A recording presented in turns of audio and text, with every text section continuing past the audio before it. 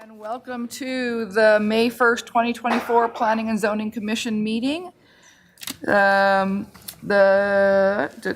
following is the official agenda of the Planning and Zoning Commission. Discussion and commission action will be limited to those items on the agenda. Any citizen who wishes to address the commission shall first be recognized by the chair and shall give his or her name and address for the record. You don't have to give your address, only the name. If a citizen wishes to read documentation of any sort to the commission, they shall first ask permission from the chair. Oral testimony may be restricted to no more than 3 minutes. Aislinn, will you call roll, please? Eugene Bartu. Here. Crystal Chanda. Here, and I have nothing to disclose. Roger Fry. Here, and I have nothing to disclose. Adam Geyer. Here, nothing to disclose. Marjana Hewlett. Present and nothing to disclose. Phillips. Here with nothing to disclose. And the second one is, excuse me, unexcused absence. Thank you. Agenda item number 2 is the approval of the minutes. The commission may wish to waive oral reading of the planning and zoning clarification and regular meeting minutes from April 10th, 2024, and to approve the minutes as written. Does anybody have any questions or concerns about the minutes? With that, I'd like to entertain a motion. I'll make a motion to approve the minutes. I'll Second. I have a motion by Phillips and a second by Fry. Aislinn, will you call vote? Phillips. Yes. Fry. Yes. Bartu. Yes. Chanda. Yes. Geyer. Yes. Hewlett. Abstain. I wasn't here. I don't know if they're ready or not. Doesn't matter. You can still Okay, do one sure. listen for it. Yes. I thought I could abstain. Motion carried. With that, we will move on to public hearing, agenda item number 3, a public hearing for zone map amendment file 24-501.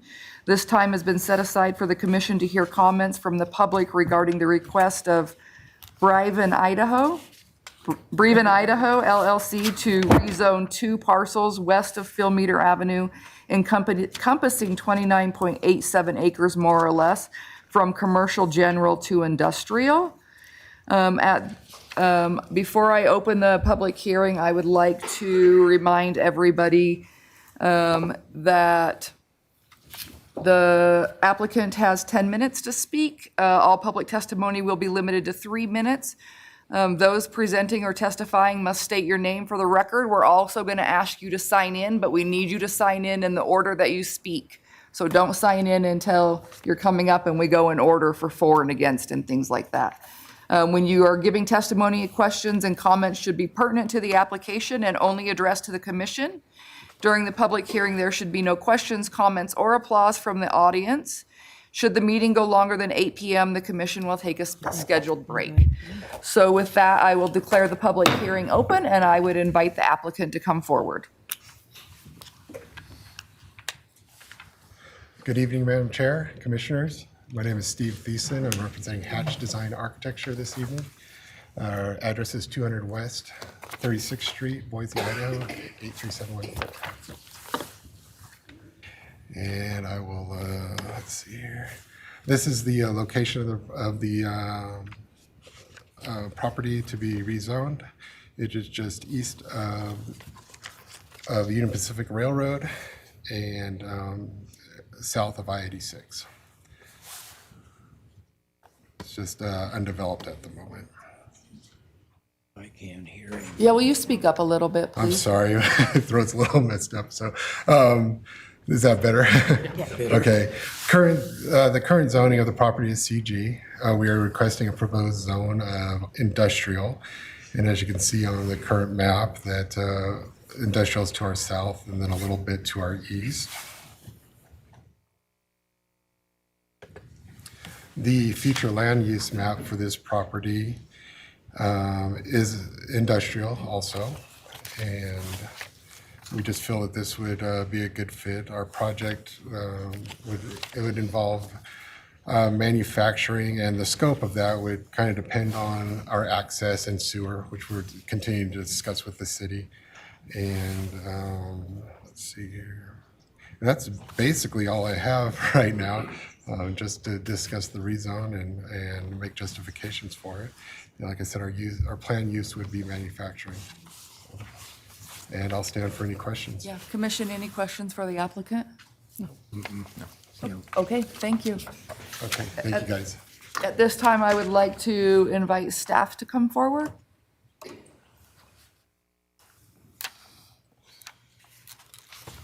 Good evening, Madam Chair, Commission members, Matthew Lewis, Senior Planner with the city. As noted in the agenda before you is a request for a zone map amendment. The site consists of two separate undeveloped parcels totaling 29.87 acres more or less. Property is located west of Philmeter Avenue, east of Union Pacific Tracks, north of Amy's, and south and adjacent to the Interstate 86. The site is flat with primary ingress-egress from Philmeter Avenue via Flando Drive. The applicant's proposal to amend the zone map from commercial general to industrial is reasonable, as the zoning would be consistent with the adopted future land use map, which designates the parcel as industrial. The change in future industrial type development would be consistent with Amy's food production facility to the south. The closest single-family residential development is located approximately 0.23 miles to the east.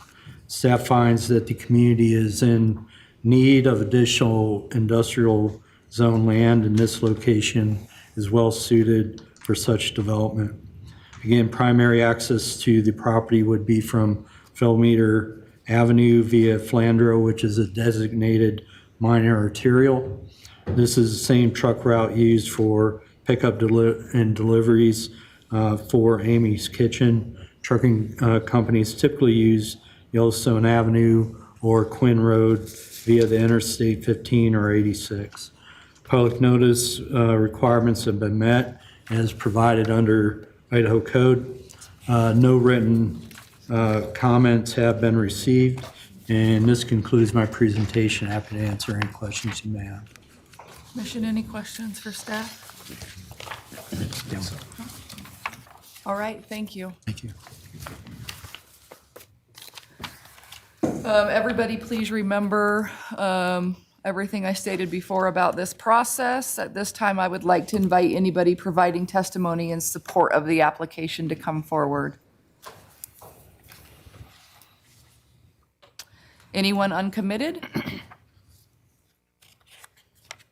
Anyone opposed? You want to rebuttal that? Kind of tough. So with no further testimony, I will declare the public hearing closed. Commission, any questions, discussion, motion? I would like to move to recommend approval of the zone map amendment application from Briven, Ribbon, I believe. Briven, Idaho LLC to rezone two parcels west of Philmeter Avenue encompassing 29.87 acres more or less from commercial general to industrial, finding the application does meet the standards for approval under Chapter 17.02.170E, criteria for review of Pocatello City Code, and with the conditions listed in the staff report, and authorize the chair to sign the finding of facts and recommendation. I'll second. I have a motion by Hewlett and a second by Fry. mouthful. Aislinn, will you call vote? Hewlett, Yes. Fry, Yes. Martin, Yes. Chandler, Yes.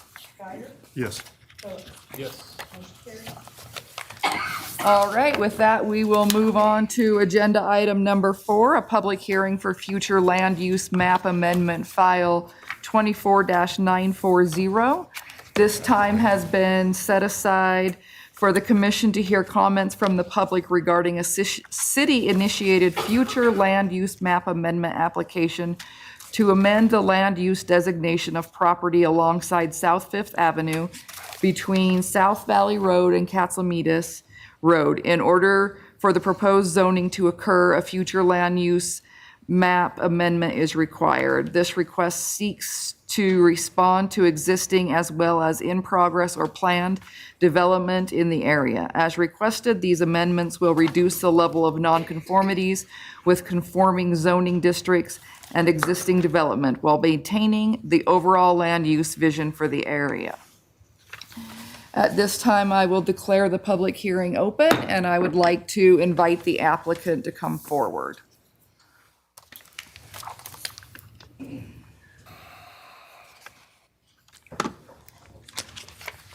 Good evening, Madam Chair and members of the commission. Jim Anglesey, Long Range Planner for the City of Pocatello.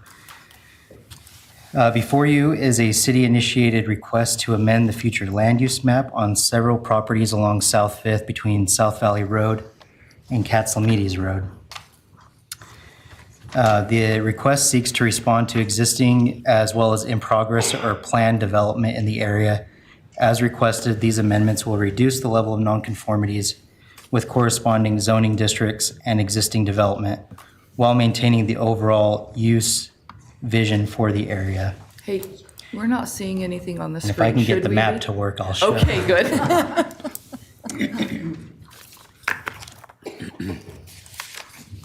It may load, it may not, but I can show you the current one.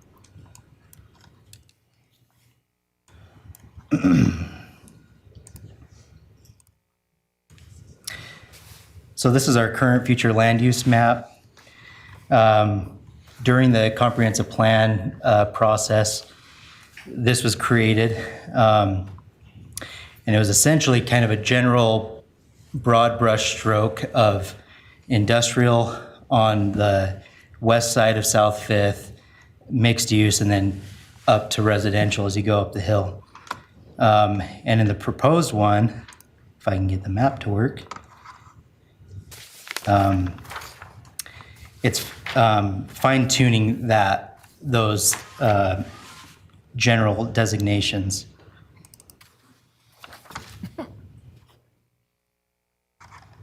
Computers. I know it doesn't help the public very easily, but we do all have one of those in our packets. It is in your packet, and I'm hoping for the sake of the public, we can get this one to work.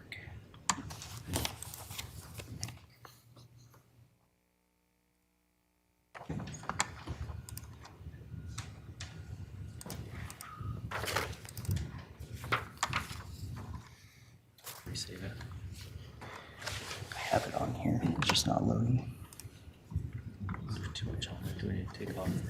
Thanks for your patience, guys. We want to make sure you can see it. No, that was his computer.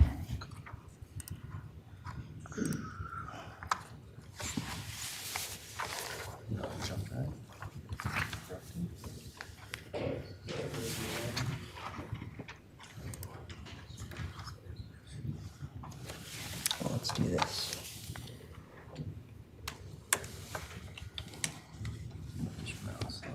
That's fine. There you go.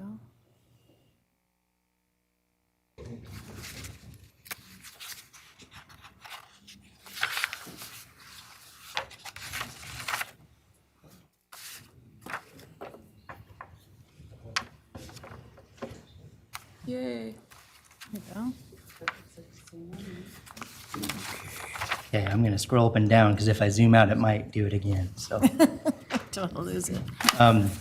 This is the current land use map. And this is proposed. So a little more fine detail. This is in response to current uses of the properties in progress or future plans for uses in this area. So this, again, is just land use designations. And then in the proposed annexation, it will correspond with the zones that are proposed as well.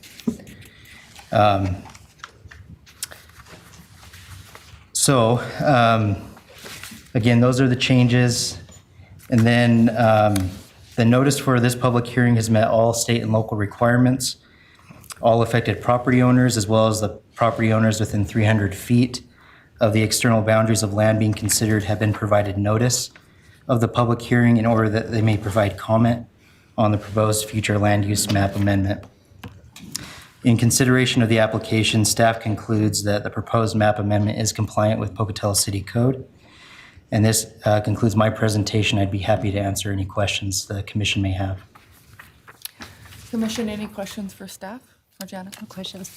Can you explain for me and for the audience here, how is the future land use map process different than the annexing and zoning?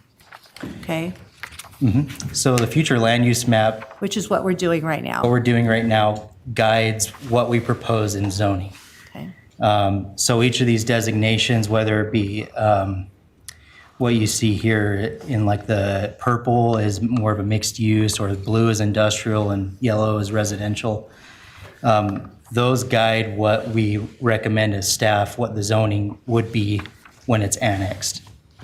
And so while not currently in the city, they will have their own designations of what the land use would be if it were to be annexed. and that's what the future land use map plan is. Correct. And Yep. and so you're doing this then, why, so it aligns with the comp plan? Is that, why is the city taking this step? Yeah, the future land use map is part of the comp plan, used as a guide to know what zoning should be in that area. Okay, And so this is in response of the annexation of property owners that are developing property in a certain way. We wanted to make sure that that mirrored what's being developed currently. Okay. So we needed to go back and amend the comprehensive plan map or the future land use map so that the zoning corresponds. It corresponds with the that. map. so you gave us one of the reasons for doing this is that it's to help pull back the legal nonconforming status kind of thing. Can you explain that a little bit more? Yeah, I'll go, for example, the property here, there's a mobile home park and some homes along the interstate. The current future land use map designates it as industrial. And if that were to be annexed, we would recommend it be zoned industrial, which would mean that whole area we would create nonconformities.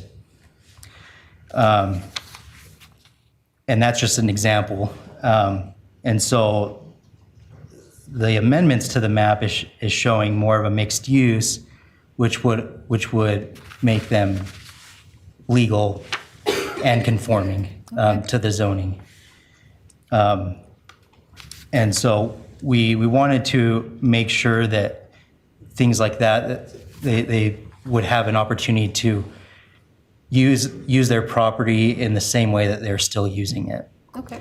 But in general, the vision for land use in that area is very similar, whether it's on one side of the road or not. Okay.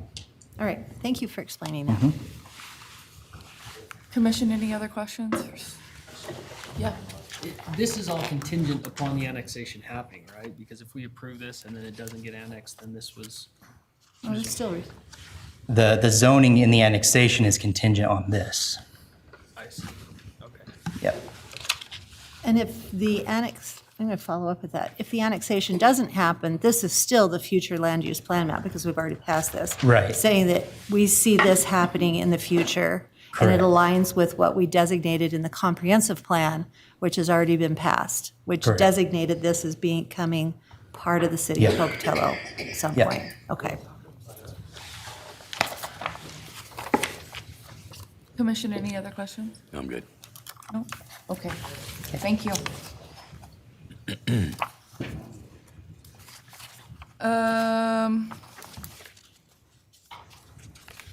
Applicant and staff, I'm confusing myself here for a second. Okay, so we're going to go ahead and open it up for testimony. I just want to remind you, there is a sheet you need to sign in before you speak. The first one is an example. Put your name and what else does it ask for? The agenda item? And the agenda item, we're right now on agenda item number 4, and then your position. Please do not, if you want to get in line and pass it down the line, that's fine. Please do not start passing it through the audience because then you sign in before it's your turn and it just makes things really confusing for the paperwork afterwards.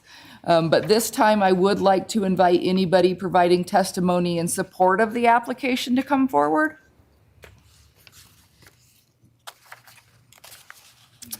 Anyone uncommitted to the application? And I will remind you to please state your name after you sign in before you get started. I know, it's about the future land use map, not about the annexation. And I am going to remind you, we're on agenda item number 4, not 5. This is not about the rezone. This is about the land use map.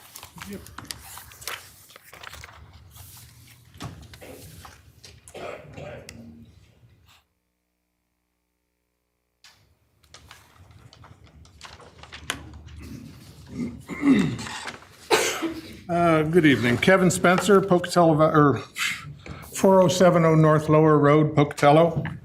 I have a question on the yellow designation being residential when you've already got commercial businesses in that area. How can you do such a thing? That would be a great question for staff to reply to you. Well, and I'm just bringing No, it yeah, up they here. will. They'll have the Because you can't do opportunity to that. do that. You know, it's either residential or it's mixed use or it's commercial. And you've got residential that is I would already like to commercial. remind you that this is a land use and it's comprehensive, so it's not necessarily set in stone. This is not the rezone. Thank you. Thank you. Anybody else uncommitted?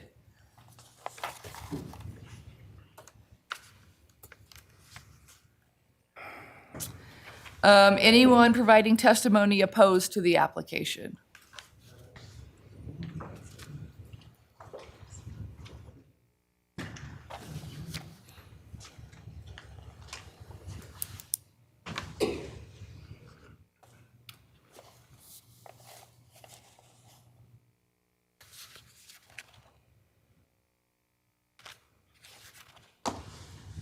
I haven't had very much time to digest this, but on our own personal parcel. your name, please. Excuse me, Dale Kirkham, Thank you. Pocatello, Idaho. We own some of these parcels that are changing. My question is, for example, my neighbor, Treon Muratis, has a truck repair shop and it's multiple use. In front of him, it was originally a bus repair shop. Now it continues as a mechanic shop. Next door to us, we have a mechanic shop and a truck stop, and now it's multiple use. Is that going to make us non-conforming? I'm concerned as I go on down the street and see other businesses that I know are heavy use, trucking and so forth, that are in multiple use. And I don't know completely. I haven't digested this. We only just got this just a couple days ago, and I haven't had the time to. But I am concerned that multiple use will cause us a problem on some of our properties that we have. And that's my expression.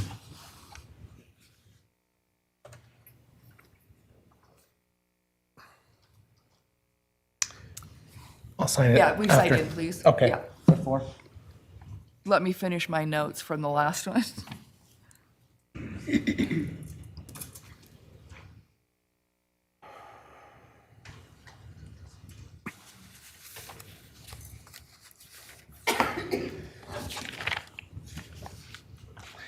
Good evening. I'm Rob Kirkham. I'm speaking in opposition of the future land use map amendment. As was just stated, this was thrown together seemingly at the last minute, only delivered to the citizens in the agenda to this meeting. There was no mailings, electronic or otherwise, and it is substantively different from the proposed future land use that was sent out in a timely notice to citizens impacted by this.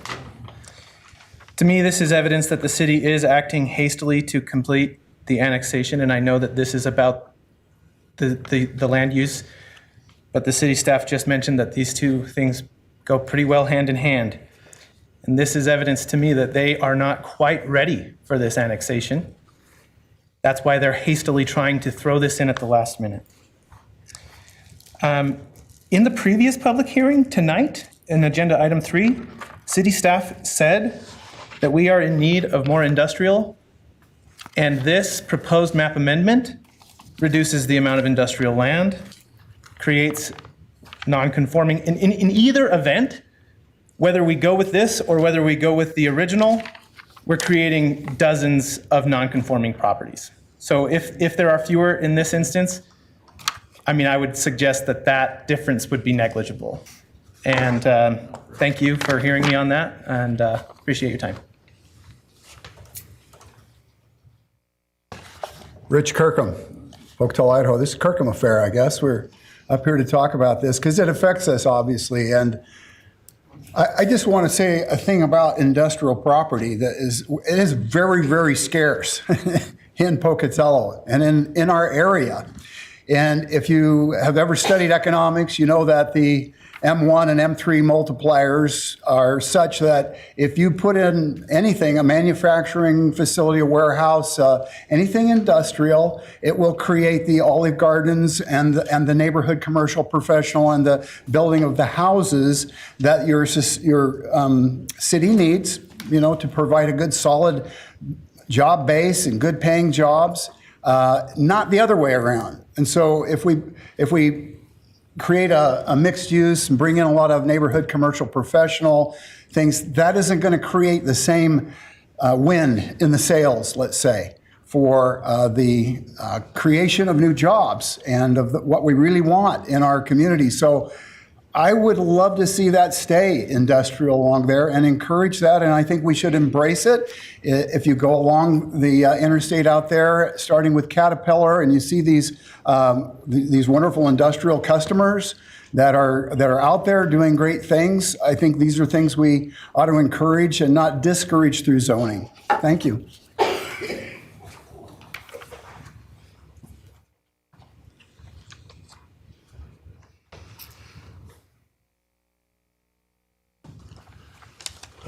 My name's Triamarotis. Will you step over one more so the microphone gets you? My name is Triamarotis. I'm the guy next door to my friend Kirkham over here. That he was just talking about me, and I don't know what he meant exactly about. I have a shop there. I lived there for 55 years.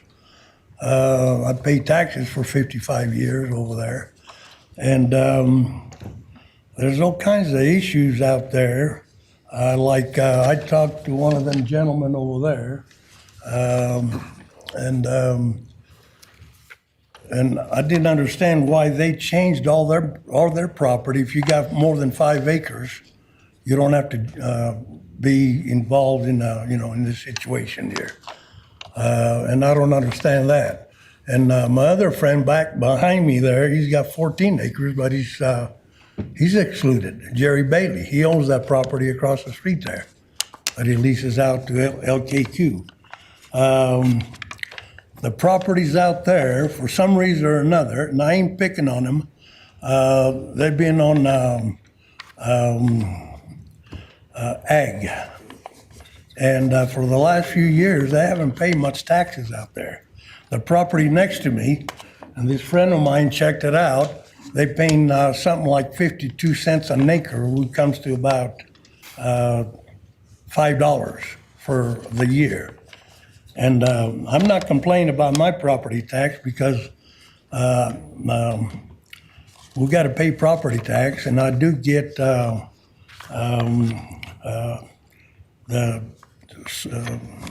what you call the reduction there for what do they call it? You used to call it. It's different now.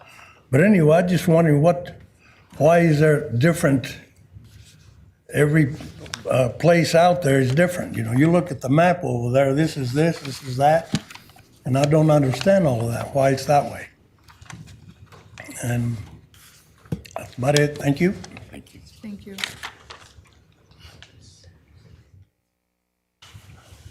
Anybody else providing testimony opposing the application?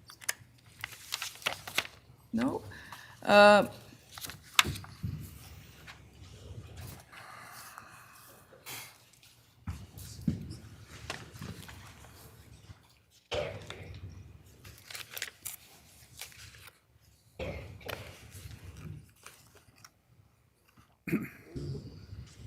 This agenda 4 I put in? Or just Agenda item number 4, please.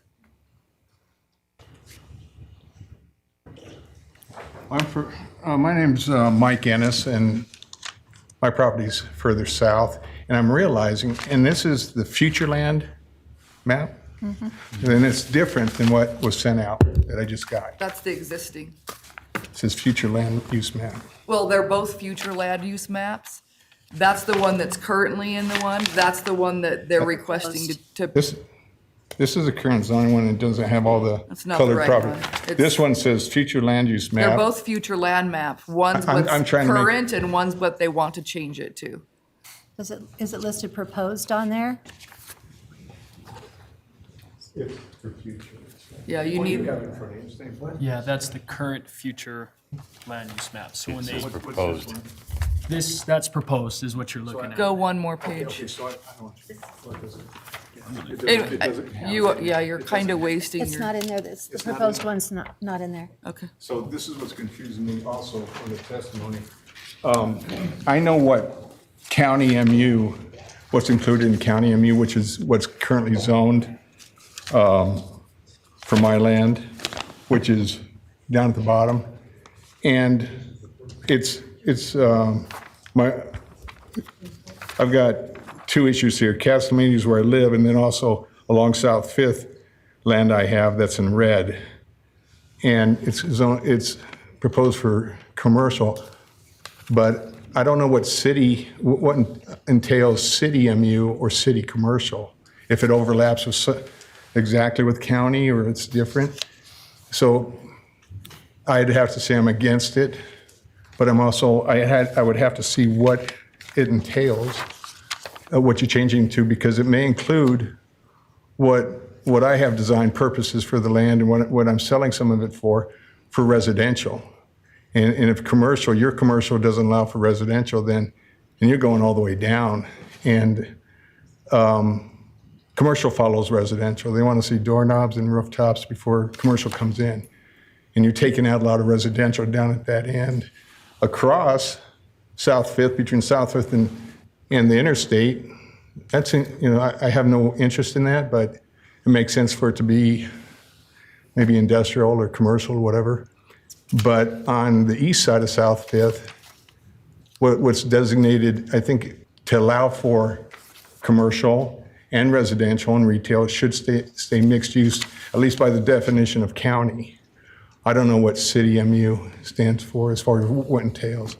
So I'm misinformed. I don't have enough information, but I may not have an objection if commercial allows for residential under city. So it's just a confusion. But I am against it and the annexation, but we're not there yet, right? Thank you. Anybody else opposed? Okay, with that, I would like to invite the staff back up.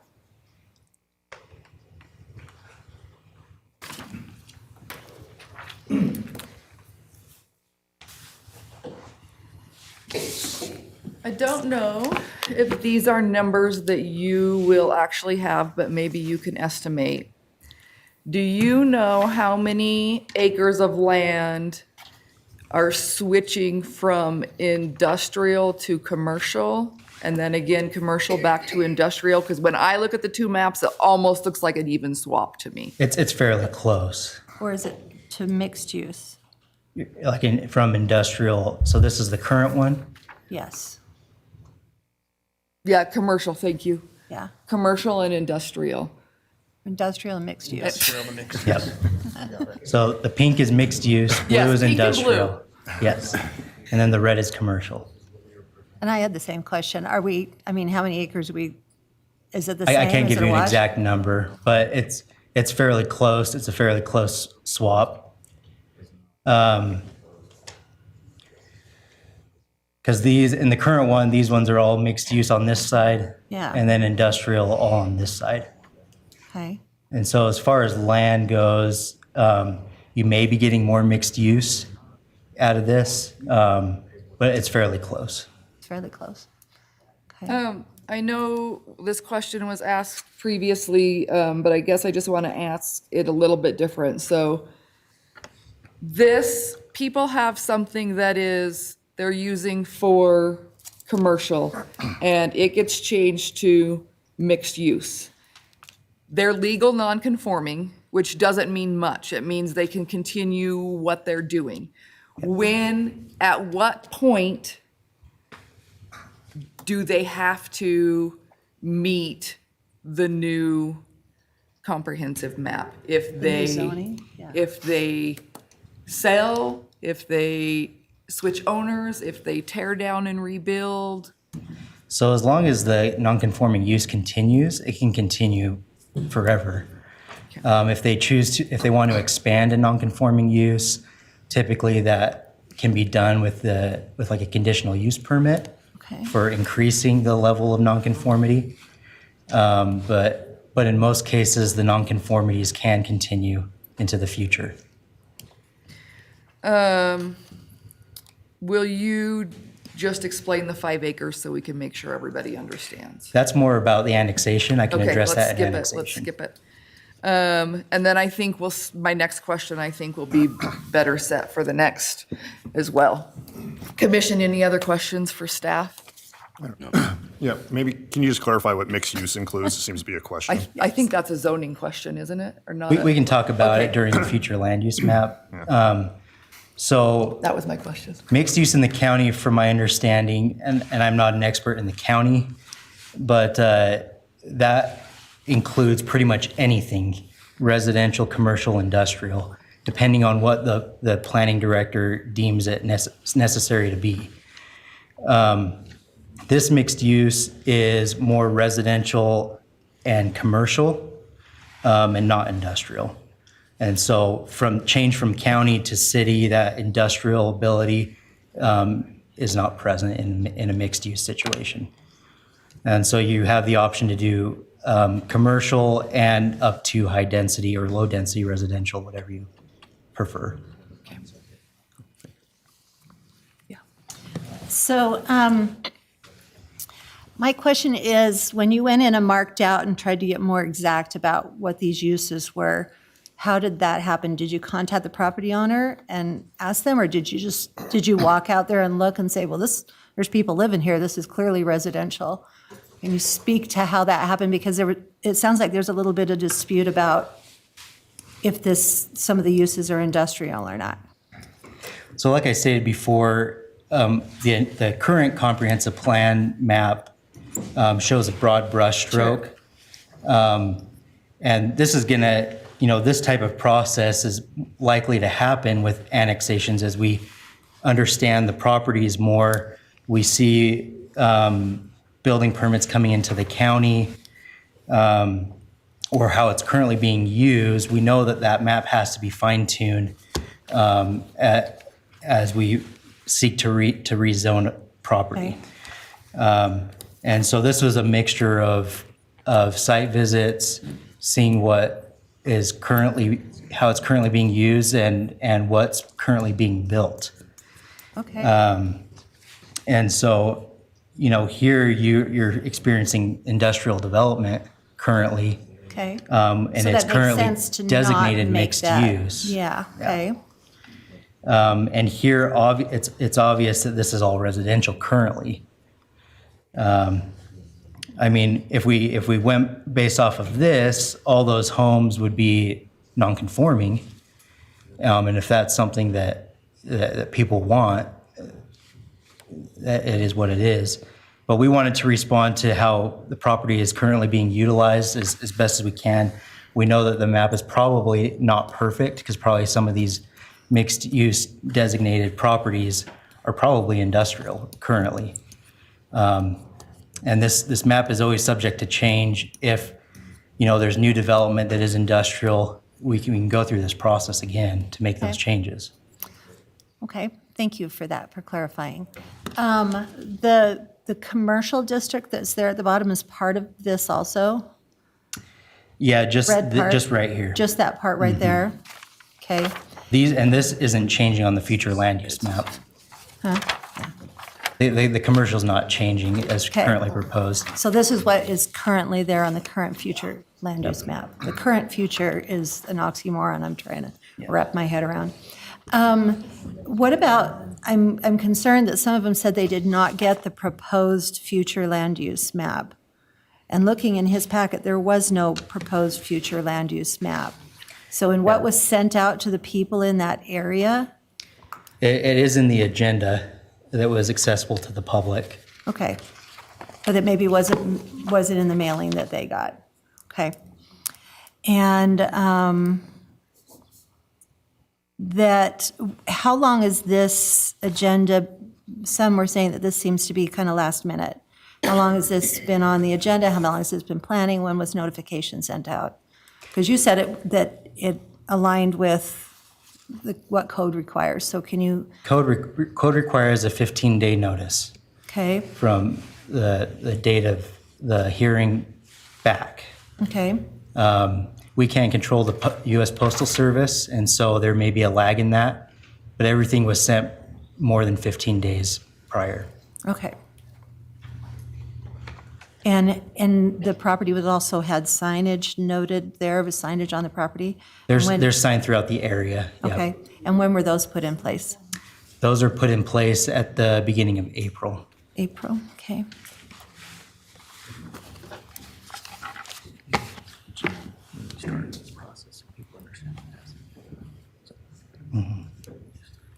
Sure. In conjunction with the annexation, this has been a process a year in the making.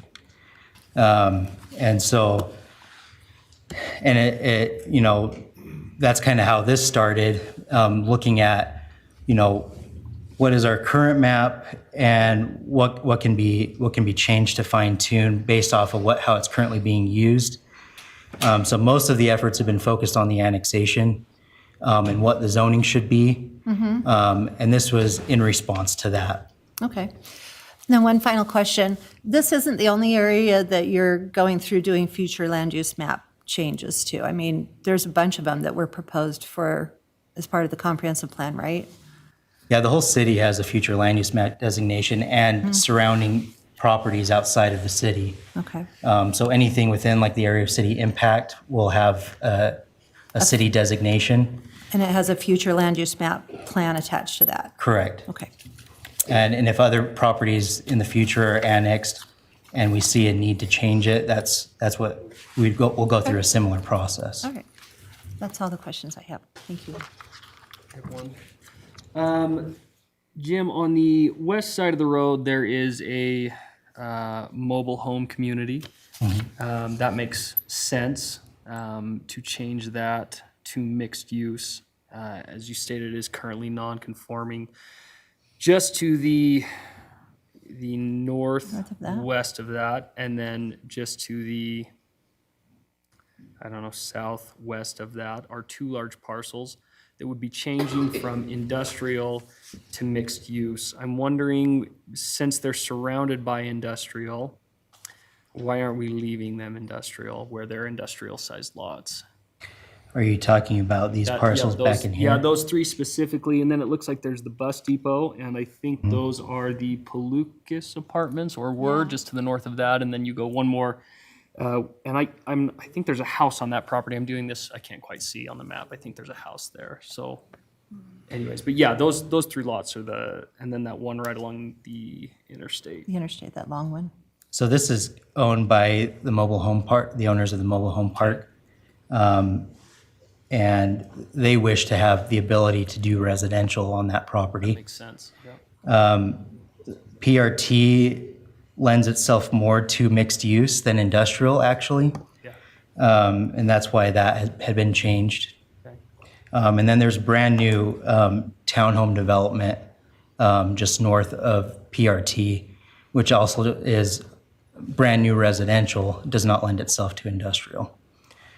And so we wanted to pick all those up that are more of a mixed use type, and they really wouldn't be permitted in industrial.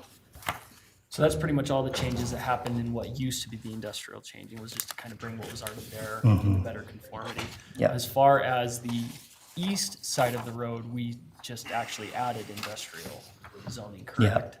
Okay. Yep. Okay, those are my questions. I wanted to verify that. Thank you. Any other questions?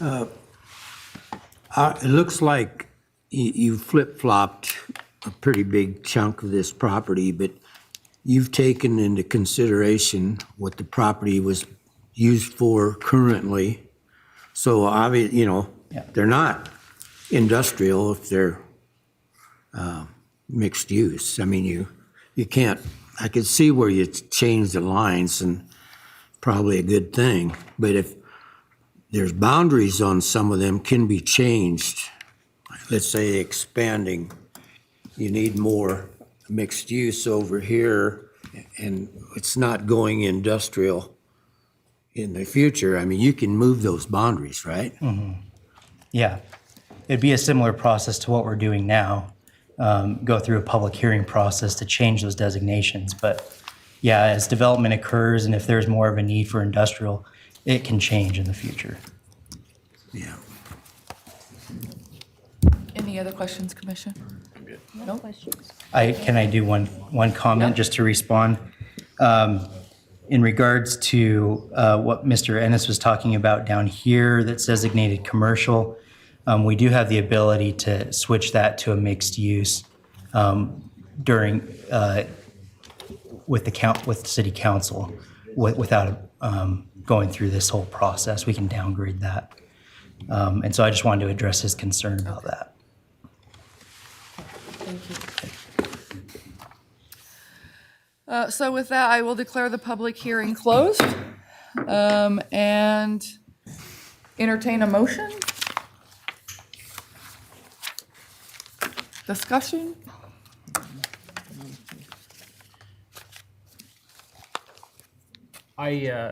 It seems like they're just doing exactly what they said, which was to bring everything that was non-conforming into alignment with what it's not conforming with. And I think if anything, we added a little bit of industrial. So I heard everyone's concerns, but I feel like this is fine. Thank you. I agree. Yeah, I kind of agree. Yeah. Okay. Entertain a motion? Make a motion. You go ahead. I did last time. I did not. I took over for you the last two. All right, move to recommend approval of the future land use map amendment application from the city of Pocatello along South Fifth Avenue, finding the application meets the standards for approval under section 17.02.120 of Pocatello City Code, and to authorize the chair to sign the findings of fact. I'll second. I have a motion by Hewlett and a second by Guyer. Aislinn, will you call vote? Hewlett, Yes. Guyer, Yes. Barton, Yes.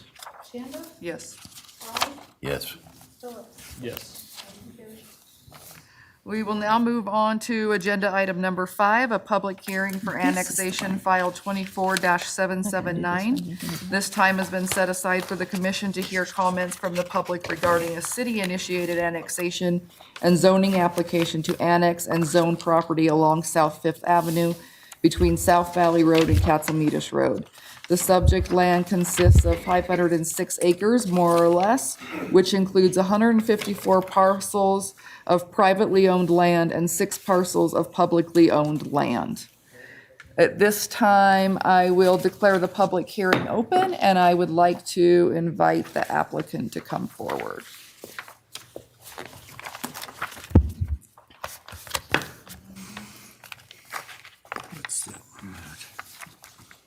Planning and Zoning Chair and Commission, Merrill Coyle, the Public Works Engineer for the City of Pocatello. Before you tonight is a city-initiated annexation request. And the reason for the city being the applicant is that we can provide that information as the city, and then Jim will follow up with as the city so that we can represent both sides. So a short background why the city is the applicant for this annexation. The South Fifth Corridor has been looked at for years and discussed between city staff and county staff.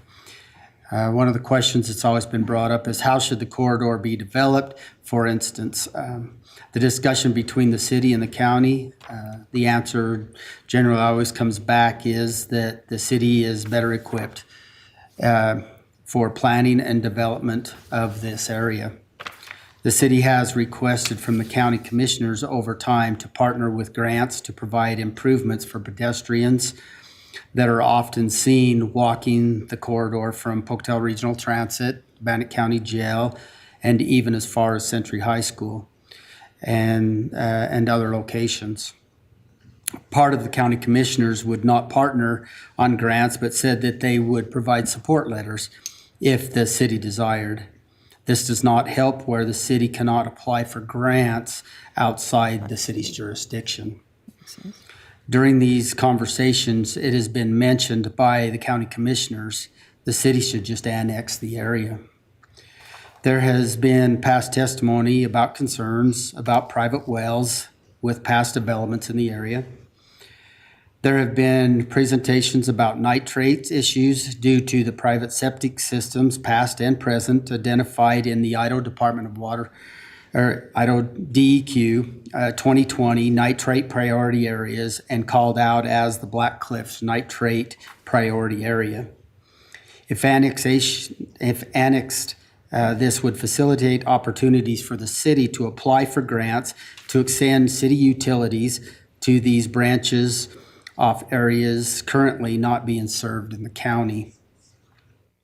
With two interchanges accessing either end of I-15, these areas lend to many options for development that could not be facilitated and possible in the county setting. To reiterate, having this area annexed would better facilitate in applying for grant opportunities for the utilities and for pedestrian improvements, as we see in many surveys by the city. That's, for instance, we just had the environmental fair, and you look at different areas, and it shows the public that attend those really want, facilities. They want pathways. They want access for pedestrians and so forth that way. So to speak a little bit about, back to the grants, I know that the city, we're in the process right now of looking at a federal grant to do that very thing in the South Fifth area. If this goes through, that we can submit, that would help with the sewer extensions and so forth, as well as pedestrian access, and that all the way out to Century High School.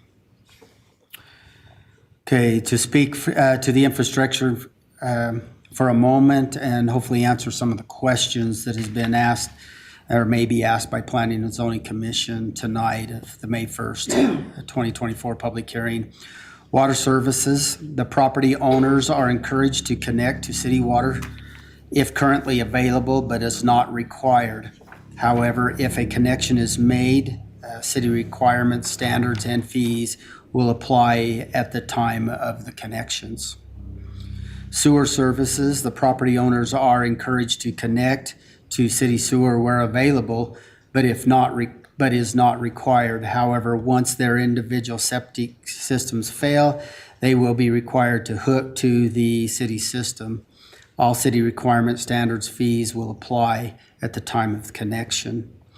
One of the comments was that asking about the gateway sewer that is privately owned by an association.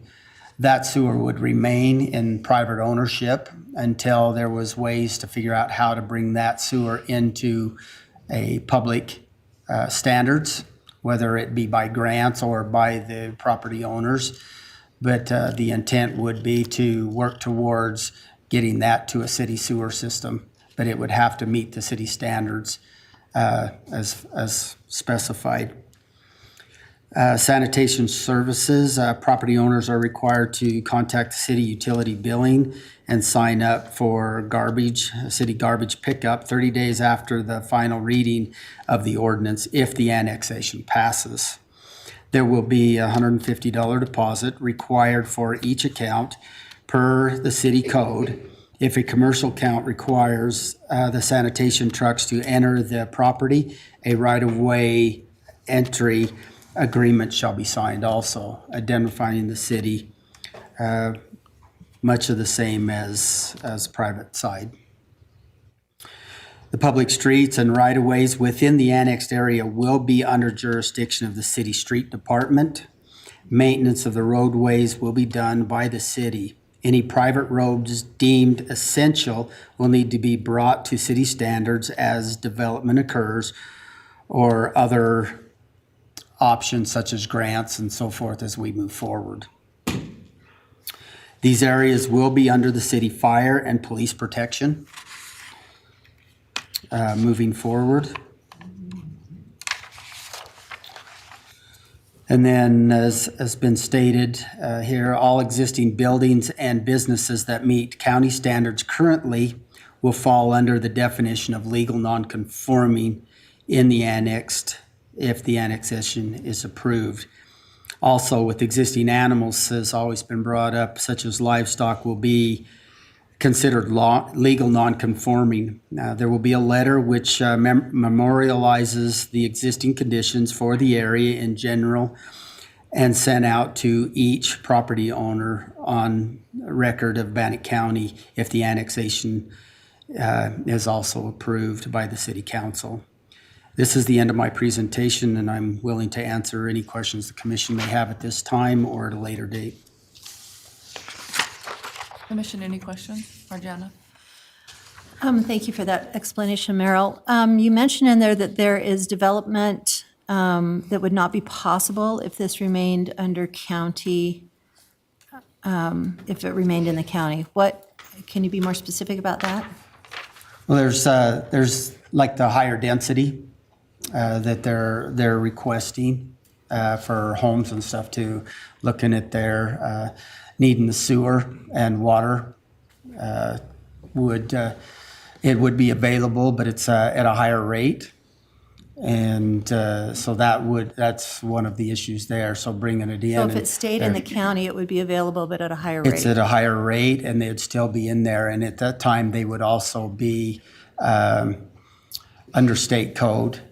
They would be consenting to annexation already. And there are developers waiting in some of the properties right now for that very reason, because they want to develop with a higher density, and they also want to be hooked to city utilities and stuff that the county and the city has talked to together. Okay. So that's some of the areas. If we have higher use areas for higher water use and stuff there, that would have to be negotiated too. And coming forward, it's just like the Peterbilt building. The annexation, they've signed that and would like to have been annexed at the time if we could have.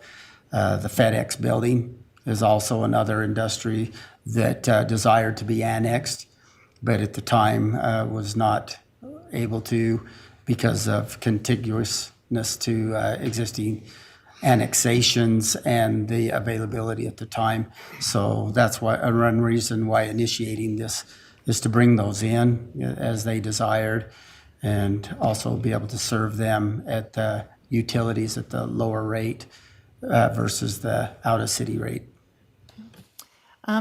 You also didn't speak to water. Are these areas supplied by city water? Not now, they're well water, I'm guessing? What's the water situation? Can you be He said more sewer. specific? No, he said water. I talked to water They're first, encouraged to connect, but they're not obligated Okay. if water's available. Okay. but if you have more specific questions, I No, can I answer didn't. that on the That's all. water.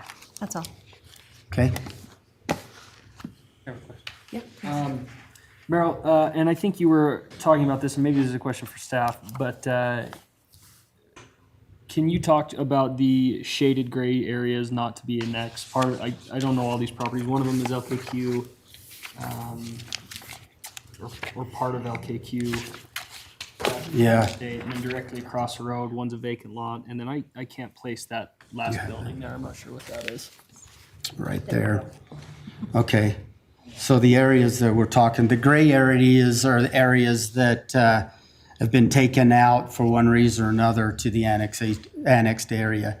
I can point those, we'll just get that to the area. So LKQ right here, owned by Jerry Bailey under deed.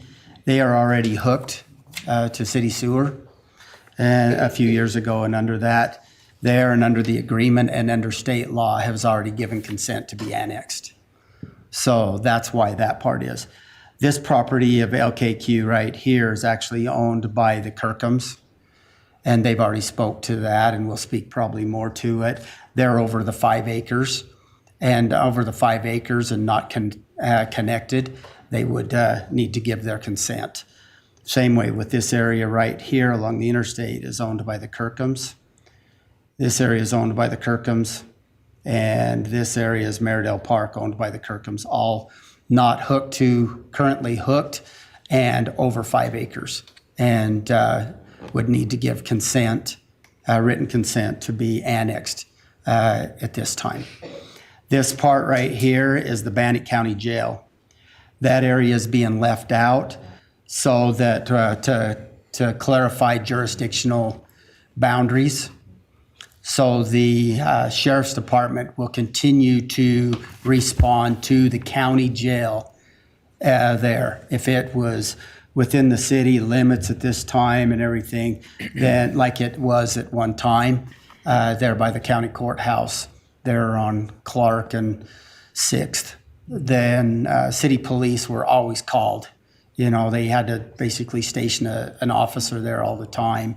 So without an official agreement in place, and would take some negotiating and that over times, it was decided by the parties that would remain in the county and under the sheriff's jurisdiction to respond to the county jail. Okay. And that's just a jail, because the other county property just. The other county property is the planning and zoning and that, and they've given consent and says yes. As stated, as we discuss things, they would like to see this in the city limits with the development and all the questions they keep getting to. We're better staffed to facilitate the growth and what needs to take place there. And it's my understanding that those county buildings are already connected to the city. They are also connected to the cities. Besides the jail, that's the only one that, because of that jurisdictional issue, we want to keep clear. Makes sense. Okay. That's all my questions. Yeah, thank you. Yeah, Commission, yeah, please. You mentioned the availability of grants for pedestrian access in that corridor. Is that something you guys have? We are looking at now, or- actively pursuing grants. The city actually went to the county last fall because of some grants and asked them to apply together with the city to make sure that we could get clear out to PRT and across the properties there and out to the jail. They were less than desirable to partner with the city, and but we applied on the behalf of what was inside of the city. We received a grant that does not have any match money for $525,000 to be able to get the sidewalk out along the one side, the northeasterly side of the of South Fifth. Now, after everything was done and awarded, we were also told that everybody that applied was granted that application through the governor because of those funds. So if the county they would have got another $500,000 to be able to help provide the sidewalks and that all the way out. But again, at the time, they had no desire to participate or partner with us. Yeah, it is too bad. That's one example. Okay. Okay, thank you. With that, I would like to invite staff to come up.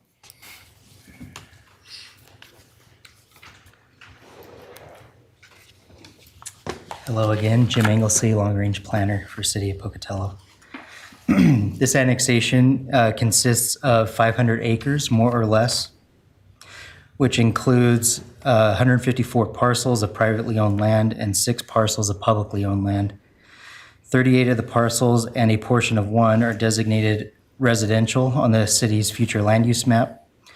38 parcels and a portion of one are proposed to be zoned residential medium density single family. And I'll get to that map here as proposed zoning.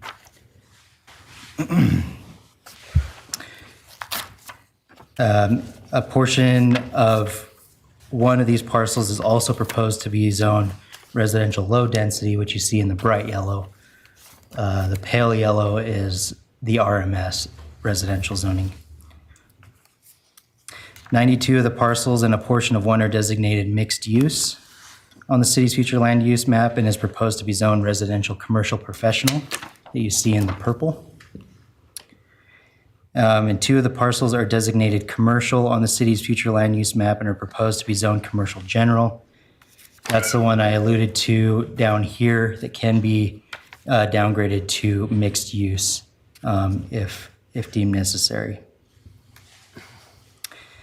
And then 28 parcels are designated industrial on the city's future land use map and are proposed to be zoned light industrial, which you see in the light blue. The annexation request is in statutory compliance with Idaho State Code, Section 50-222, as a Category B annexation, which allows annexation to take place in circumstances where the subject land contains more than 100 separate private ownerships and platted lots of record, and where landowners owning more than 50% of the subject private lands have consented to annexation prior to the commencement of the annexation process. As proposed, the subject property is within the adopted area of city impact and lies contiguous to the city of Pocatello municipal boundary. The subject land consists of property owners who have either provided written consent, implied consent, meaning they're connected to a city utility, either water or wastewater, or no consent. Notice for this public hearing has met all state and local requirements. All affected properties, as well as property owners within 300 feet of the external boundaries of land being considered, have been provided notice of the public hearing in order that they may provide comment on the proposed annexation. In accordance with Idaho State Code, Title 50, Chapter 2, affected property owners have been provided more than 28 days of notice of the proposed annexation and have been provided an annexation plan, as well as opportunity to provide comment on the proposal. Written comments received by staff have been provided to you in your agenda packet or transmitted to you after the agenda was posted. In consideration of the application, staff concludes that the proposed annexation is compliant with Pocatello City Code. And this concludes my presentation. I'd be happy to answer any questions the commission may have.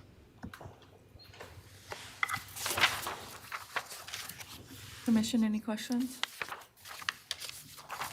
No? Okay, I'm sure we will. Okay.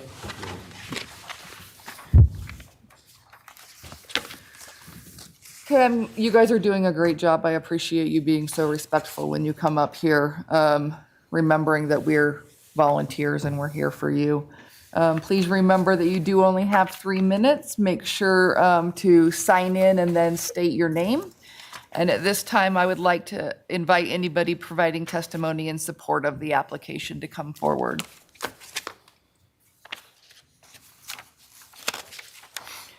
Anyone uncommitted to the application?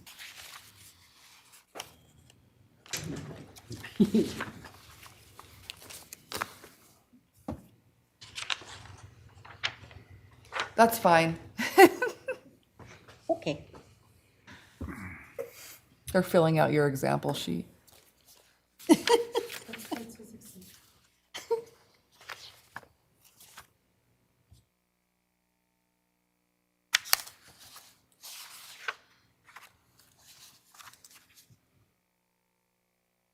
This is agenda item number 5.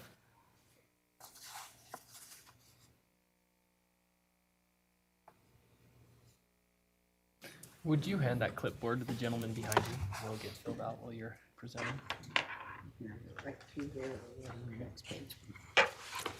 My name is Linda Beverlin, and I live at 8765 West Shores, my husband and I. Oh, and it's on the other map. We're in that light yellow portion. We have a 5-acre parcel. We're on city water. When we developed the property, we signed an agreement with the city, and we pay 1.5 times the water rate. We are on sewer. If they're going to put us on sewer line for the city. We're concerned with where that line's going to come. We have a 8-foot or maybe 10-foot wide easement through the neighbor's property to get to our property. It's gravel and dirt. Our water line and our gas line are there. So we were told you couldn't put sewer in that same line. So they'd have to bring it up through the trailer court below us or something else. I don't know. My concern is, will our water meter be moved up to our property line? It's down 1,247 feet down on the corner of Stockman and Shores. We are one of 2 homes with the Shores Road address. I have a real concern on erosion. We have had 3.5 foot of water in our basement the year that we had 7 inches of rain in 42 minutes. The property to our south and the property to our east, their elevation is higher than ours. And there is pretty much a canyon behind our house going up to Chinese Peak. We've had 4 fires, plus when the Charlotte fire occurred across the valley, we got live embers into our yard for that. So we're concerned, is there going to be fire protection? I mean, are they going to bring a fire hydrant closer up if they develop behind us, north of us, and east of us, and south of us? Will we have a fire hydrant closer? I'm sorry, more people means more chance. And we were right in the path of the drive-in fire. The fire was coming up. We watched it come up from the trailer court to our property. At that time, we had the city brand new ladder truck in our driveway. We had BLM's truck, brush truck down below our house, and we had Portneuf Valley Fire. And nobody did anything because nobody knew who was in charge. The wind changed, thankfully. Fire went around our house and went all the way up to Chinese Peak.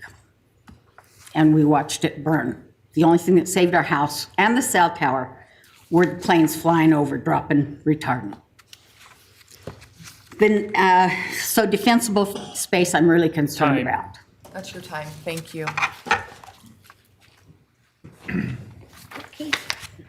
My name's Brad George. I'm representing family members who own Time Laboratories on 6000 South 5th. They are currently hooked to city water and sewer. As they previously paid hookup fees, that there are no hookup fees. Is that correct? Yeah, there will be. There will be hookup fees? Even they're hooked up now and they previously paid hookup fees? No hookup fees? Okay, sorry, I misunderstood. All the right, question. so fire protection. If buildings were built under a different standard than the city, those are grandfathered in, is that correct? Okay, good. And lastly, the state has purchased a parcel on South 5th. Have they informed the city what their use of that is going to be? I heard housing, like halfway housing. Is that? Yes. Then disclose that. Okay. So they're not precipitating this annexation to accommodate their needs. Okay. So the purple is mixed use, correct? Is that correct? Yes. So that, I mean, there is some manufacturing there, manufacturing facility. So there would be non-conforming. Is that okay? Yep. All right. Very good. Thank you.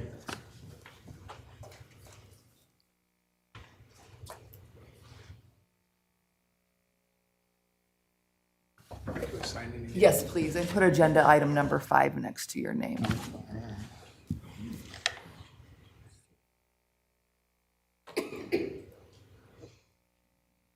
Don't start the clock yet. A lot of this is really fact-finding for me. I'm against annex. Will you Excuse state me. your name? Oh, Mike Ennis, 7798 Castlemeades.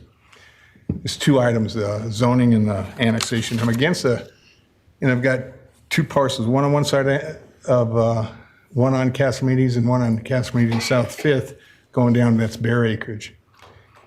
And you have city the city goes up to Castle Meads in South Fifth. It's Gary Ratliff's land, so it is annexed right there. But I'm against it because of the zoning. And the confusion I have is, and I researched what city commercial is, it's just commercial. But mixed use, city mixed use includes commercial and residential and professional.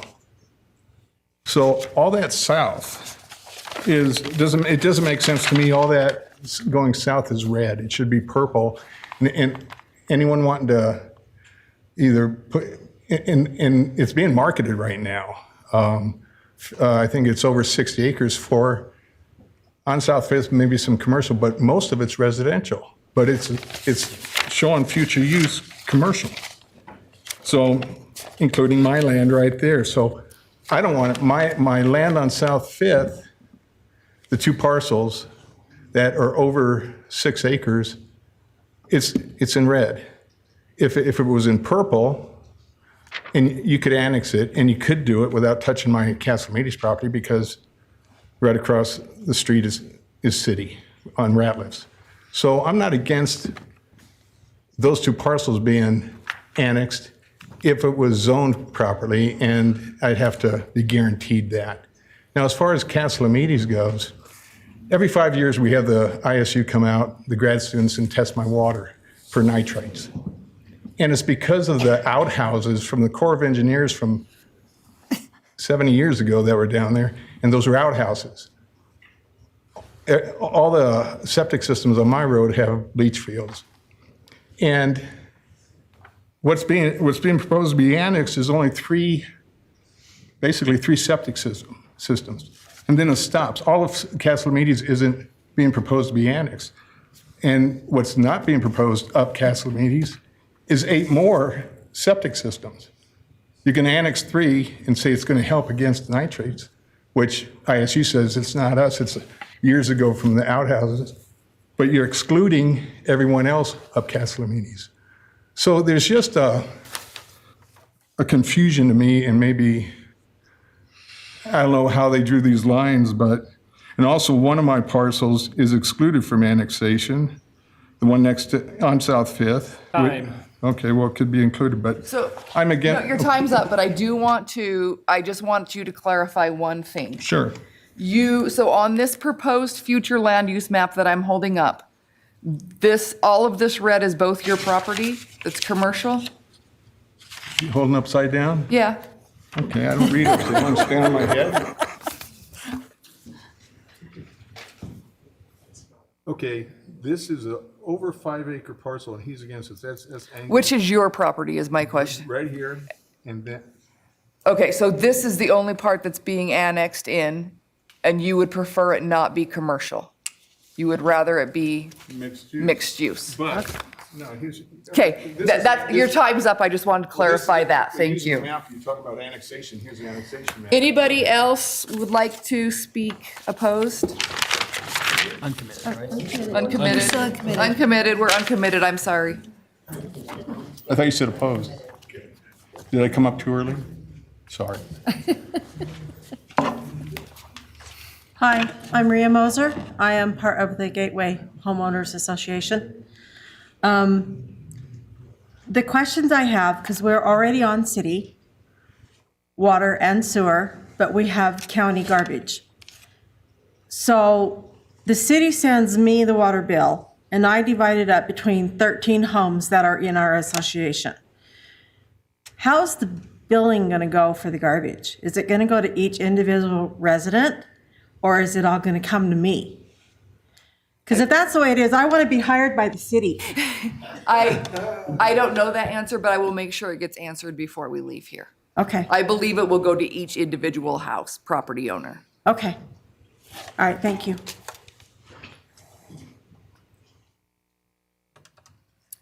Anybody else uncommitted?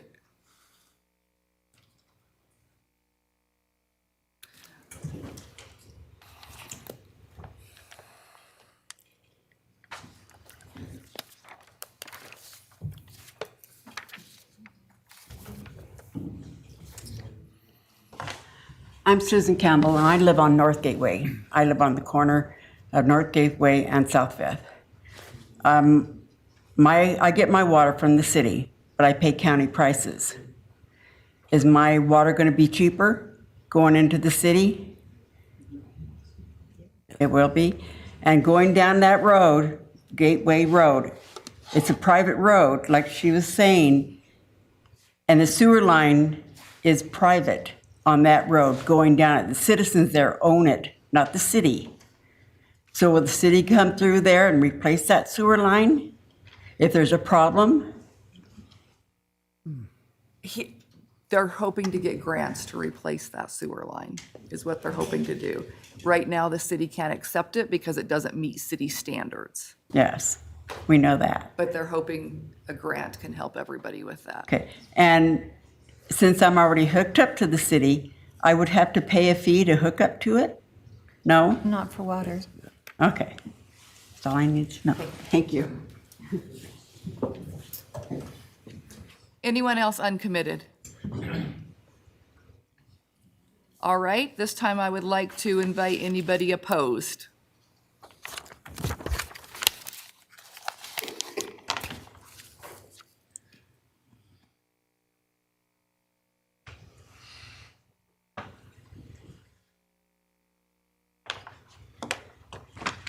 Good evening again.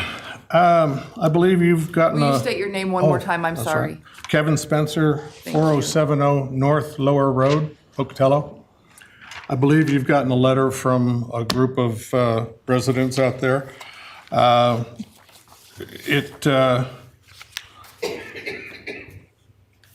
map that you've proposed for annexation has been revised. And we're curious of why it got revised. And I wish you to ask that you reconsider annexing North Lower Road and Garden Road, as we will gain absolutely nothing from this claim. We will gain no services from this grab, only an increase in taxation. We already have garbage service, police service, and I'm sorry, but your fire service cannot protect me as I am more than a half a mile from a hydrant. Some of us are even further. The Pocatello Fire Department requires hydrants for firefighting. This is not a slight to their professionalism, as they do a very good job when hydrants are available. Without a hydrant, they are quite handicapped. They do not have equipment to extinguish a fire of any size if they cannot hook up to a hydrant. Quoting the Pocatello Fire Department, most of our fire trucks carry 750 gallons of water. Most structures call for 3 trucks to respond. A large fire will deplete the water on these trucks in a couple of minutes. Those of us on Lower Road know the city is not prepared to put in water in our road, not to mention Garden Road, which is a private road. With no properties available for a development, there will be not a developer doing so either. We have looked at the cost in years past, and it is out of our financial abilities to do so. Our water is very good in our well. I am very curious what the city's plans are for Piedmont Road, as its junction with South Fifth is at such a precarious angle that adding more traffic to this road is an invitation to a nasty accident, possibly a lawsuit. Anyone that has ever tried to turn onto South Fifth from Piedmont can attest to this. Sometimes it's close your eyes and pray. As a former code officer for Pocatello Valley Fire District, I have talked to the county about this issue, and they said it'll be in the city soon. This item was also brought up during the annexation process back when we were talking about the Southern Hills development. I can't remember exactly when it was, but it was a few years back. So I know it's on record that somebody might want to act about this before any development takes place. Right now, there are about 28 households and 5 businesses. Thank you. You've got to be kidding me. That's That was fast. fast. I timed it at home.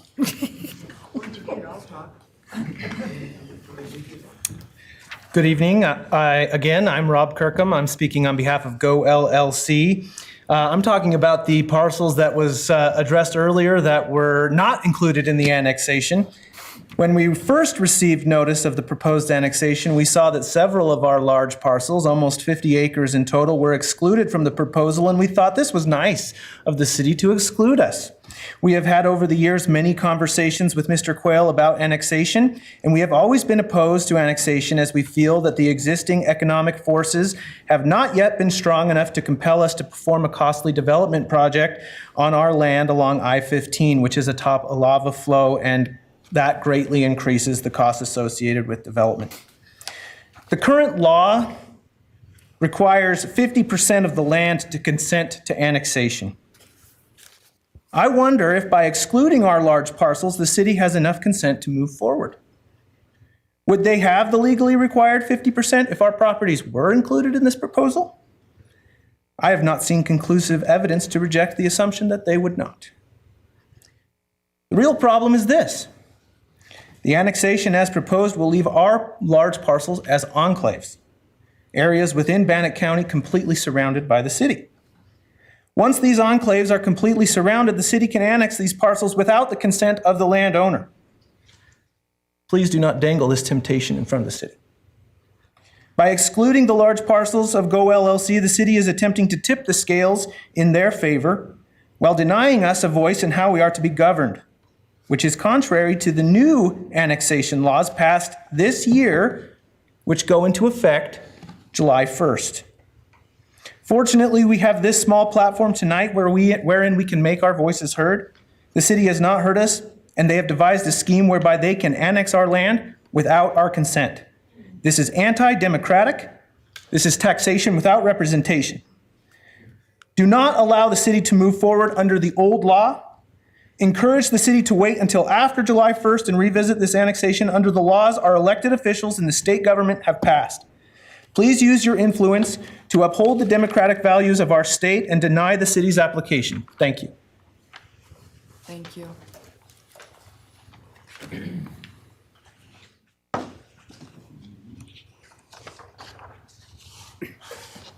Thanks. Rich Kirkham, Pocatello. The new annexation laws are going to take effect in 60 days. 60 days. They can't wait 60 days. I was preparing for this hearing. I called State Representative Julie Young. She carried and sponsored the legislation that went through both the House and the Senate. It was signed by the governor. And I asked her, why did she do it? She said that it was to place into statute what clearly is already the majority practice in Idaho, which encourages voluntary annexation and avoids forced annexation. She sent the survey results from 40 of the top cities, the 40 largest cities in Idaho. I've got a copy for all of you. I'll let you have the survey. And she says you might be interested in studying this. And so I did. I'll just share the results with you. First question, there's 4 questions, was what was the last time your city forcibly annexed an enclave? The answer varied, but by and large, most cities have not forcibly annexed an enclave. Number 2, which is what our property will become, is an island, an enclave, and they can take it. Number 2, when was the last time your city used a Category B annexation? Category B is the annexation category being proposed here tonight. Again, most cities in Idaho do not use Category B, and for those who have, they haven't used it in a long time, sometimes decades. Question number 3, what was the percentage of land ownership who consented to annexation? Most cities reported that it was not applicable because they don't force annexation. Of those who did, many had 100% consent. In other words, cities don't generally go looking to annex. People come to the cities to be annexed. Question number 4, last one. How large was the land being annexed? With the exception of Meridian and Rexburg, both of whom were less than 400 acres, the cities annexed very few acres, with an average of about 30 acres. In the city of Pocatello, if we proceed with this annexation will be the largest Category B annexation reported by any city in Idaho in the last several decades. This annexation proposal should wait Pocatello should not make a last-minute land grab that is contrary to what most cities do in Idaho. Instead, I urge the board to deny annexation proposal and wait until after the new state statute takes effect in 60 days. If this annexation idea is good and worthwhile, it will pass by the required majority. The nice part about this statute is that any future landowner. Thank you.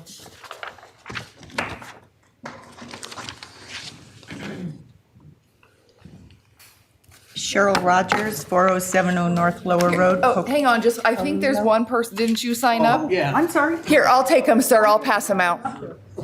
Rich, I'll take them, I'll pass them out. Thank you. That's all right. My name's Charles Hacking. I live at 947 Tanny, Pocatello, Idaho. I have 2 acres that I only have a 25-foot easement to it, and it borders one of the little lines where you're not annexing my neighbor, and I just assume my 2 acres be involved with that, because I don't see any way you're going to put a water line or sewer line to connect my property or a roadway to it.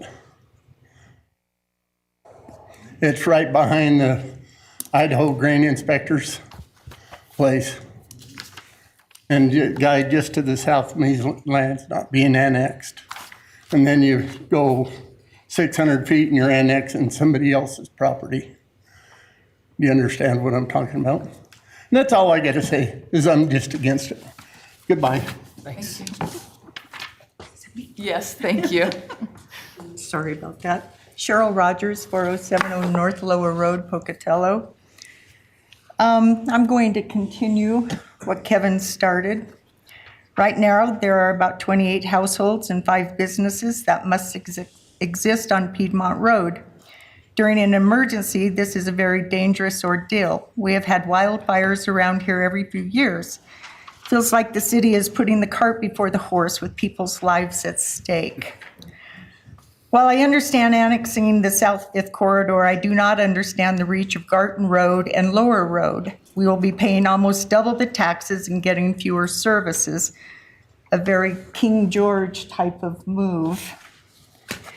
In closing, it does not make much sense to us anyway for Lower Road and those few houses on Garton Road being targeted at this time. Please go back to the map of a few weeks ago that did not include us. I also had a question. I remember when Southern Hills was going in, there was a shortage of water. There was a problem hooking up to a main sewer on Fifth, and so other adjustments had to be made for that. I'd like to go back and revisit those things that were pertinent then and keep them in mind that they're still pertinent. It still involves us all. It hasn't changed. Thank you for your time. Thank you. There's a new water tank there. Name is Michael Castrina. I'm at 4097 North Lower Road. I'm opposed to this annexation, mainly for the reasons that other people have spoke of. We have our own public safety in the area with the Sheriff's Department, Idaho State Police. We supply our own water, our own sewer. We have recreational trails for pedestrians with the greenway just across the way, hills, recreational trails in the hills.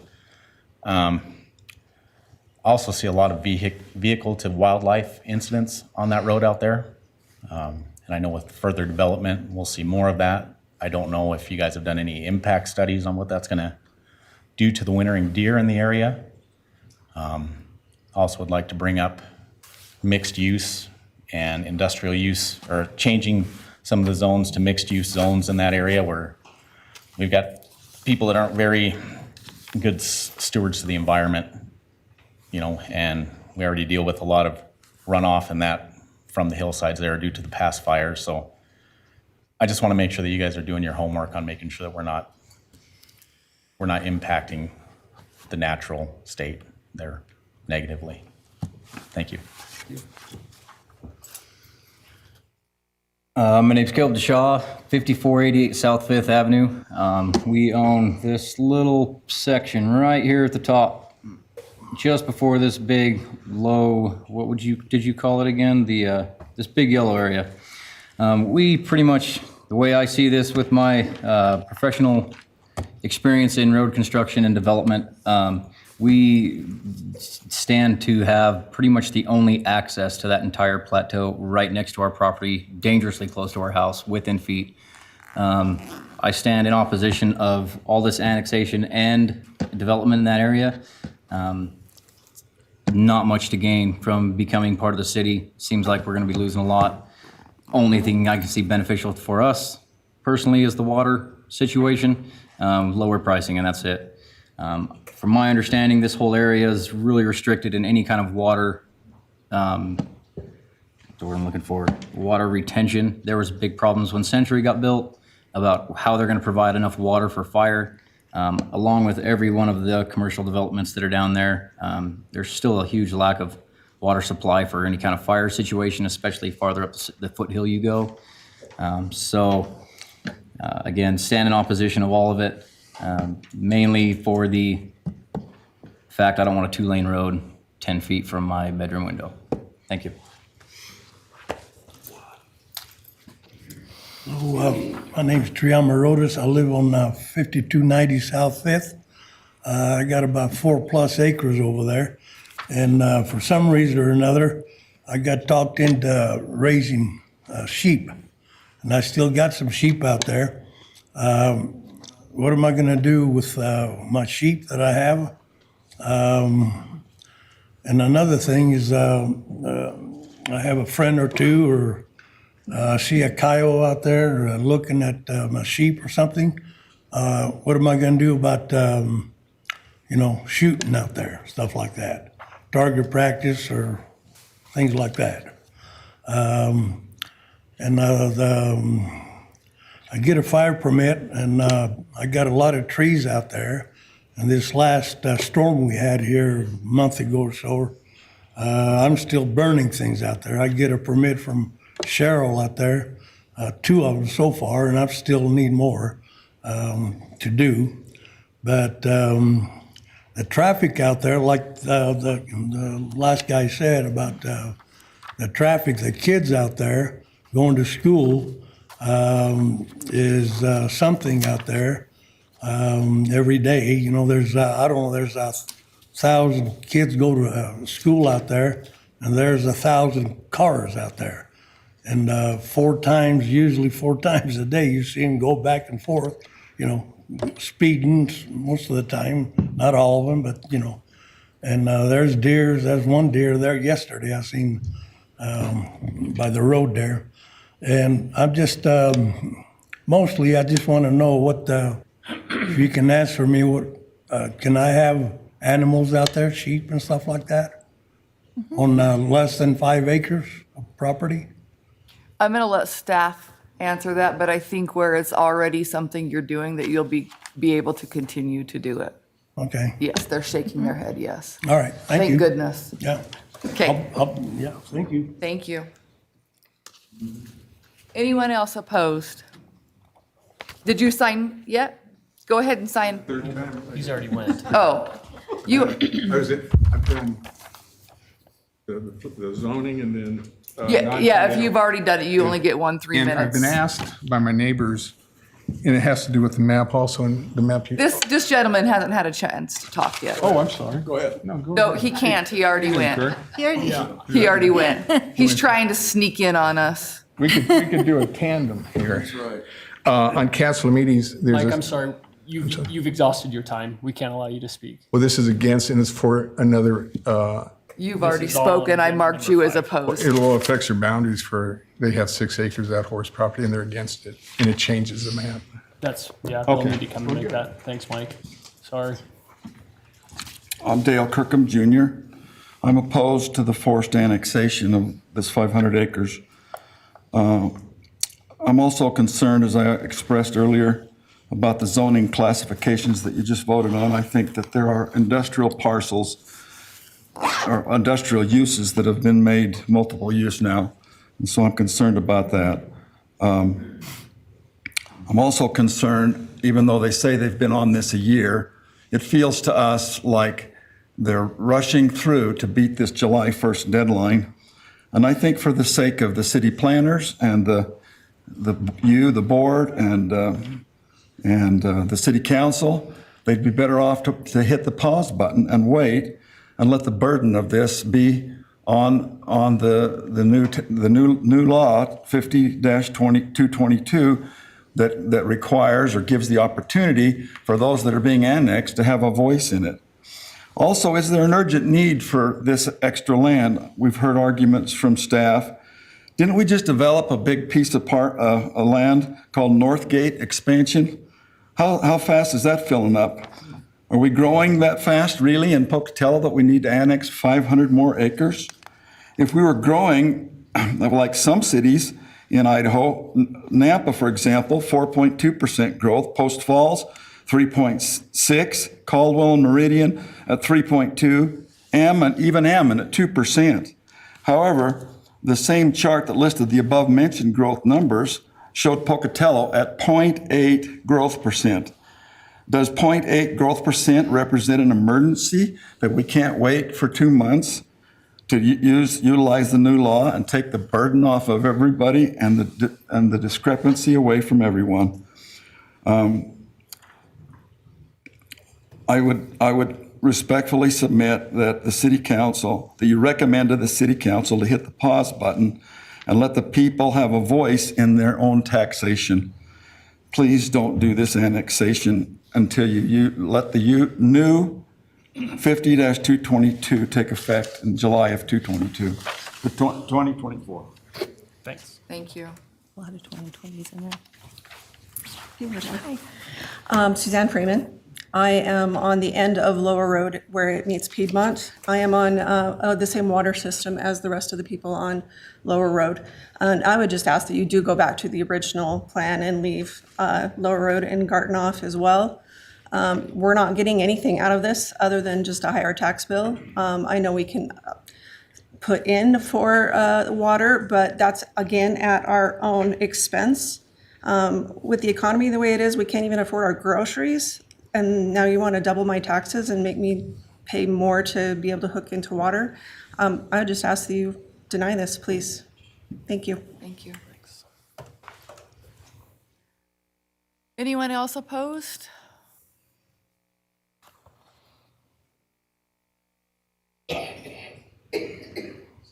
Last chance. Staff, can you come back up? I'm sure we're gonna have tons of questions for you. And I would say Merrill and Jim both just come up together.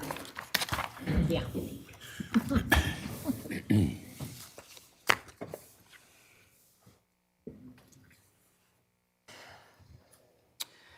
We keep hearing about a revised plan, an original plan, what are they referring to? Do we?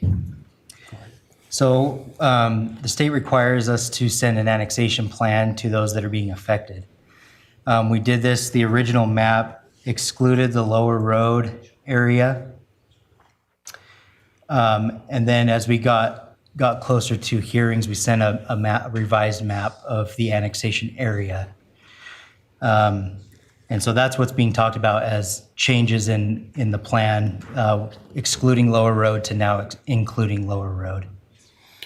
And that was requested by Mayor Blad, and going through there and looking at the areas and that as we were looking at these areas. So that was put in at that time and sent out as a revised to the Lower Road properties. Okay, thank you for that. The other thing that we've heard several people worry about, just water, and if there's going to be a capacity to provide water to everybody that eventually will be able to be on water and the new people building. Yeah, that's a great question. And one of your commissioners sat there at 1 o'clock in the morning in some of those public hearings. And there was never, it was the need for a water tank. And that water tank has been constructed. Water tank's there, yeah. It has been constructed and so forth. There are always elevations where water is going to be restricted until higher tanks go in. But that tank was there. There's always been water provided and never was any issues with water or sewer at that time. They were already there, put in, the lift stations and so forth. I remember many of those discussions around 2006, I believe is when those were going on. Sure. And there was people here in the audience that came to those. And one of the big things is they were worried about their wells. And that's why I brought up, in the past, in my presentation, is that was brought up. But city water, and that is being supplied here, will not affect their current wells, nor will they need to hook onto city water unless they have issues. And as we move forward to get grants, we will be extending water, fire suppression, fire hydrants, and so forth to those as we can get the grants and development starts to happen in these areas. I just want to make sure, even those that are currently on city water and on one water bill, if they request garbage, it will be individual. We will do our very best on that. I think that's the only one we have is on Garden Road, or not Garden, yeah. There that to have individual for garbage as they hook up. The question was asked again, and in my staff report, I'll reiterate that sewer will remain private until it, by whatever means, whether it's grants or the homeowners choose to have it upgraded, will remain privately owned until it can meet city standards, that it can be maintained and accepted by the city of Pocatello.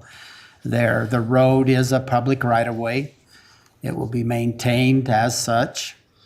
And as we move forward, we will work with adjacent property owner too to try to get that into a looped road situation, which will be better for traffic and access and emergency services and everything else there. Can you please address the new law that's coming forward in 60 let Brent- days? Big guy. Accept that. What's this new annexation law? Yes, so in this last legislative session, there was changes made to the annexation statutes for the state, which was referenced, and those do go into effect July 1st. We started this process over a year ago, and this is just our timeline for completing the process. We're not trying to sneak something in. We're not trying to make something happen. This is just our timeline. And the parcels that were left out because the current state statute requires that we leave them out because they're over 5 acres. That's why they're left out. So we're not trying to do something sneaky or make something happen that shouldn't legally happen. This is just something that we've been in process with for over the past year. We talked to the city council last summer about this, and they gave us direction to move forward with it long before the new legislation was even proposed. That happened just in the last couple months. And so we, just like any other application, we move forward with the current code. And that's what we move forward with, and that's our intent. And that's the direction we've received from the city council and from the mayor, is to move forward with this. So, can I ask a question, Crystal? I have one more. Okay. You're not going to like this question. Mm-hmm. Why does the city want to annex this property? That's a good question. So there's a lot of things that are happening in this area. One, there is a lot of development pressure. We've been talking with the county and with the planning development with the county, and they're seeing a lot of applications for development in this corridor. And so it needs to be included within the city standards and not developed to county standards, because it will become part of the city at some point. And so it's easier to do it ahead rather than behind.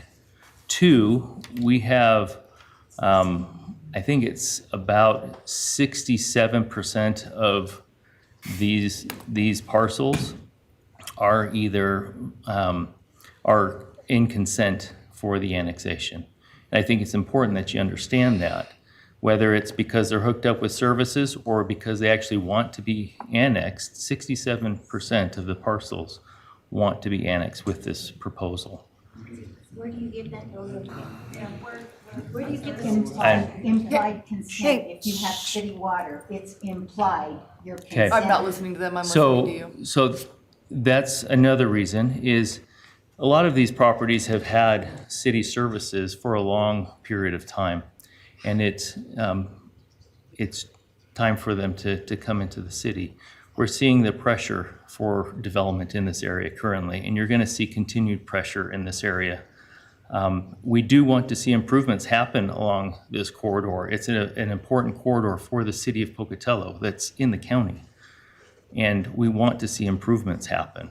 This is an area where we have significant traffic flow to the high school, to other industries within the city. And we need to make sure that it is meeting the needs of the city of Pocatello, because it essentially acts like it's part of the city.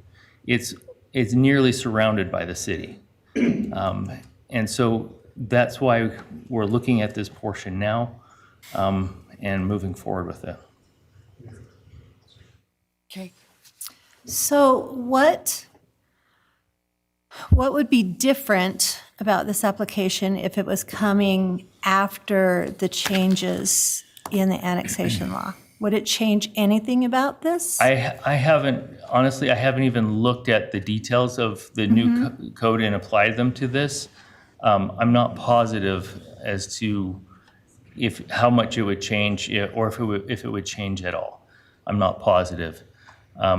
Because that's not the code that I'm trying to move forward with this. And we've been looking at this under the existing code for the past year. And so that's why we're moving forward. It's not something that is just, oh, we better hurry and make this happen. That's not the intent. And the timing of it is as such that it might appear that way. I can see that, but that's not what we're trying to do here.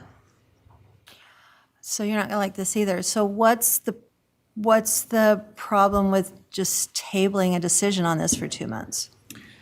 If we do table it, it just elongates the process. I don't know what the effect is going to be on the annexation. I don't know. There's a lot of nuances with the new code that we will have to look at and see exactly how it would apply in this situation. In talking with the council and with the mayor, they told us to just continue and proceed. Like I said, it's been something we've been discussing for years. We started the process. And I don't That's why think we're you're moving being- forward. And I don't think you're being sneaky and trying to get this in before or Right. anything like that. I understand how long it takes you guys to put these kinds of plans together and everything. My interest is more, from appearance's sake, what's the downside of waiting 60 days? Right, and I don't know exactly how to answer that question, to be honest with you. I don't know if it would, how it would change things. So, for appearances purposes, I would like to make the statement in looking, it was, probably 6 months ago, before we knew of any legislation in that. I did sit down with two of the individuals that spoke out against this and saying that we're pushing and fast.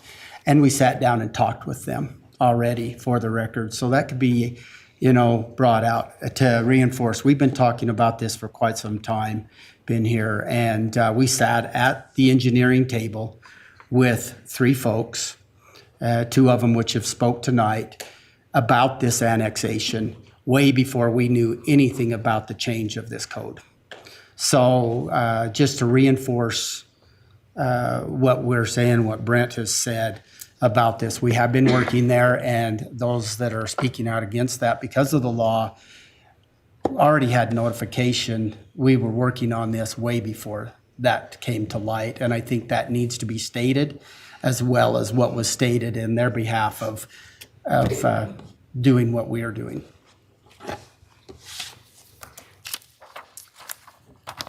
Do you have another question? I do. So what about the enclave rule, which is what some of them brought up? That there's isolated parcels that the city can forcibly annex those without their consent? Like I said, I'd have to go into more detail on what the new statute says. Not even the new statute, current statute. Current statute, if it's over 5 acres, we cannot annex an enclave. Okay. Unless they give consent, we cannot You annex. can't annex them. You can't forcibly annex them. Forcibly annex an enclave over 5 acres. Okay. That was my question.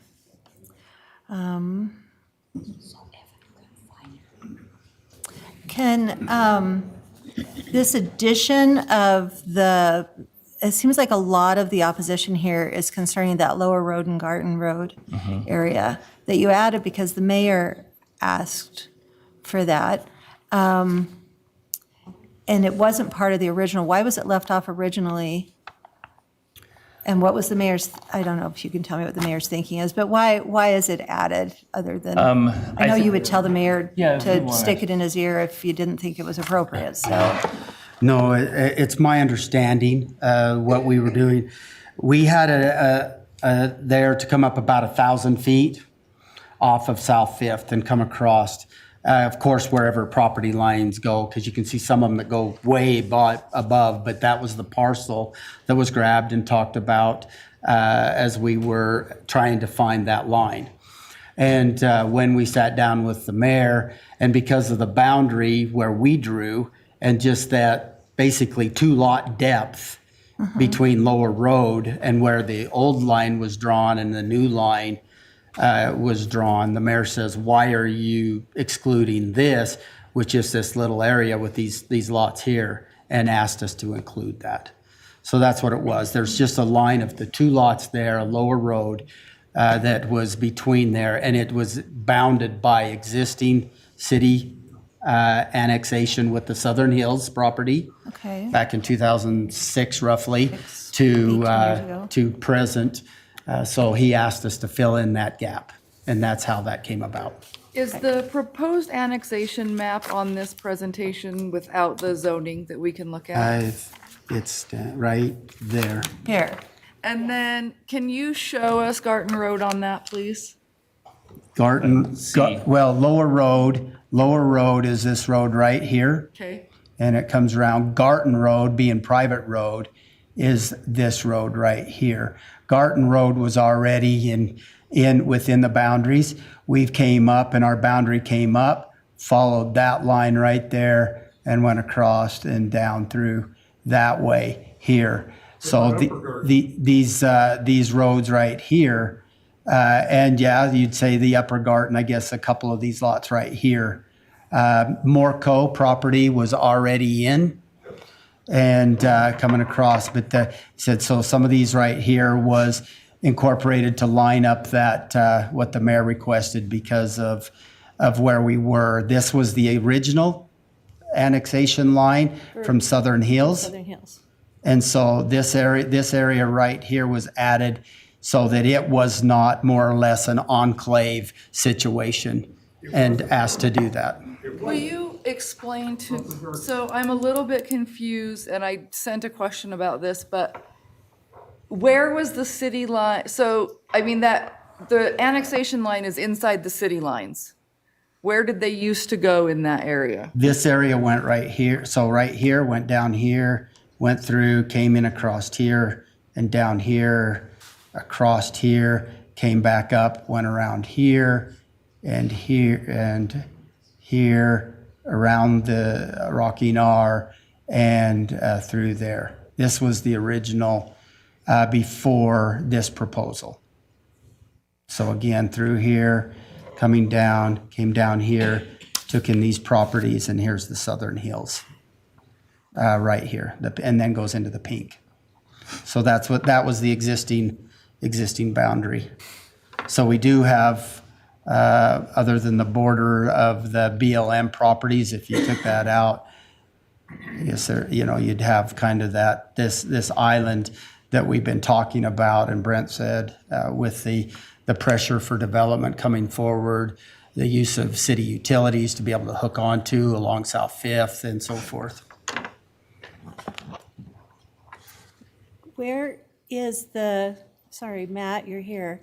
Where is the Century Hills, the land that was given to the Century Heights for the land trust? Oh, the sagebrush? The Sagebrush Step The Land sagebrush Trust. trust is off of this, but if it is this Above area, that? this here, and there was about 100 acres that was just taken in, I believe like this area right here, it was a little L-shaped, this L-shaped property. About here, there was 100 acres that was just brought in. Is And, that and within this, I know I can't see it on this map, was that within that Southern Hills? Yes, it was. Indexed area? Yes, Okay. it was. So that's still considered inside city? Yes, it is. Annexation land? Yes, and now it's open space for the wildlife and the sagebrush steppe. The is taken Sagebrush up. Step Land Trust, yeah. Yes. Okay, those are the only questions I had. Roger? No? Why doesn't, this is a big project, 500 acres and a lot of parcels. Why couldn't you move slowly when you get the infrastructure in, all in place, rather than, having the annexation before you're complete, The issue with that is again, in my presentation at the beginning, we need to go in and to start looking for funding options to put that infrastructure in. We can't just go in, we're not going to go in and just start putting in infrastructure, and we can't apply for grants. And again, going and trying to apply with grants with the county as partnerships to do this, they were not interested in doing this. And they did say, why don't you guys just annex on the commissioner's level? On the staff level, we've been talking about this for a couple of years and actively pursuing it over a year, so that we can apply for grants, find out where the funding's coming, and start to put the utilities up through here that is needed and requested by others purchasing property along South Fifth. Another thing I want to mention to that too is, as we have development pressure, it doesn't happen in a linear fashion. You'll have one property that develops and then maybe another one that's 1,000 feet away that develops. They don't all develop in a linear fashion. And so for property to annex and be eligible for annexation, it has to be contiguous too. And so one of the things that we have to do is make sure that if we're going to be able to control how those properties develop, they have to be within the city before they develop. And if they have a gap where they can't annex because someone else doesn't want to be part of the city, that ends up getting developed in the county, and it's not developed to city standards, which we will end up having to deal with 10, 20 years down the road. Well, you're wanting to expand and hope for, subdivisions to come in and grow. But these people that are living there now on the edges, I mean, they've got 2 acres, 3 acres. They're probably got driveways. Why do they need to be part of the annexation on the edges? I'm saying, like, bring it in where most of the people are at the current time. I mean, there's a lot of bare space out there. It's nice to get the tax money, but you're not going to run lines out there until you. So that's a great question, and I can really appreciate that question. So a lot of the bare space that you see are people who want to be annexed, but also a lot of the people who have property that is being included in this are people who have city services as well, which they have implied consent to be annexed. Now, I get that they don't want to be annexed, and I can understand that. But part of what we're trying to achieve here is continuity of the city through this area, because This is, if you zoomed out on the city, this is a large enclave of the city where it's county space that's surrounded by city except for federal lands. And so those federal lands are never going to develop or be brought into the city. This is essentially a very large enclave if you look at it in that perspective. So yes, I understand that there's people who don't want to be annexed, but this is a time where we can clean up a lot of these issues. And with the pressure that we're having, we have a lot of development. People who have come and talked to us that they do want to develop in this area right now. And there's a lot of people who are going to the county to develop. And they're developing in substandard means and ways that we don't want to have brought into our city. And so this is an area that receives the benefit of the city without being in the city. And these areas, they travel through the city constantly. And part of what we need to understand that this is just one of those hard times where we have to make this happen.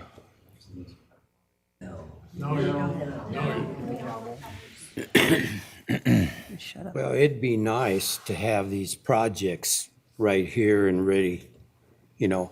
You may have 10 prospects and maybe only end up with 1 or 2. You know what I mean? They want to come, but when it gets right down to now, let's do it, they're not ready. So I see you wanting to have everything in place for them, so, okay, you want to do it, let's do it now. But I think some of them developments can wait as they're, you know, like a regular development, it's a large area. You're talking about a number of homes being built or apartments or whatever in these areas. Well, you want to definitely get that service out to them and take care of who you can on that line. I understand what you're talking about, Eugene, but the issue of contiguity with the city, they cannot annex unless they're contiguous with the city. And so those properties, unless they're touching the city and they want to join and be annexed, they can't unless it's contiguous with the city. And so the only way to do that is to bring them in now so that those things can happen. Well, Do you have another question? Well, I can see why people would be a little upset. So we can have that conversation amongst ourselves after the public hearings close. If you just have a question, you can ask him a question, though. Will you go, I believe the city map is pulled up on one of the browsers. Got it. And will you get rid of the comprehensive plan and zoning and just city? And will you kind of show us this area? This area is here, and it comes, I can put it on the parcels if you need it, but Okay, I think I'm seeing it, it's okay. included in here. Okay. And then a portion here. Thank you. Any other questions? I have one quick question for Brent, just to clarify something. Sorry, didn't mean to make you get up. According to the current code, what percentage of consent is required to annex? I believe it's 50%. 50, okay, because I think the new code goes to 2/3, so, and you say you have 67%? Yeah, we have 67%. Okay, I just wanted to clarify that, thank you. Was that 2/3? So, Madam Chair, if you don't have any further questions, I'd like to just kind of go through a few that I jotted down. Yeah, that'd be So great, that we actually. can try to answer some of the questions and that was brought up. Okay. And if you guys will please just listen. We know you have your opinion, we've heard you, but he's doing you a favor to get through these, so let's just listen, please. I'll do my best here. So I know Ms. Beverland asked the question about the sewer. They will not be required to do the sewer. The sewer will not be brought up to their place. The water meters will stay at the right-of-way. That's not acceptable. And We don't have water. If we're gonna talk, The- then we'll just stop letting him answer so questions. that's it, the water, unless there's a right of way that is taken up, a roadway, public roadway to their home, and that water meter will remain down where the public right of way is, where we maintain it. And that is because of the NEPA rules with water and DEQ and ownership. New developments are required to do the same The thing. it's the exact same thing in that the meters are at the right of ways is where that's at. And then the drainage isn't going to change. We're still got the federal lands and everything behind it and so forth. Drainage is going to remain the same.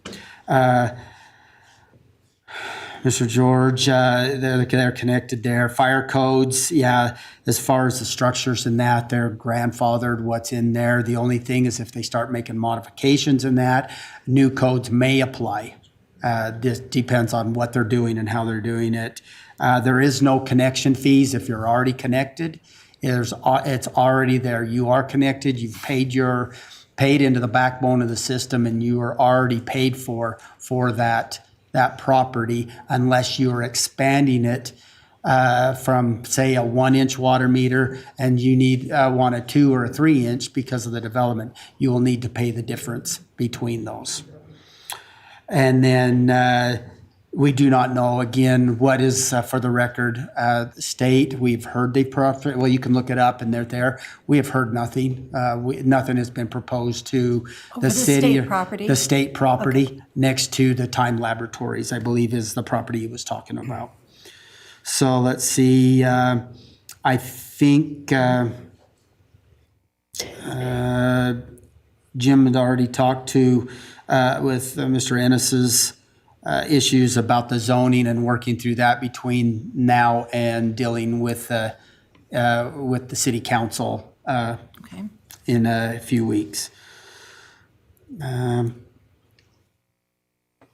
then Ms. Moser trying to talk about the garbage. We will do our best to try to get garbage only on Garton Road there, Gateway, along there. And then the remainder, the water and everything and sewer will remain the same until upgrades are made.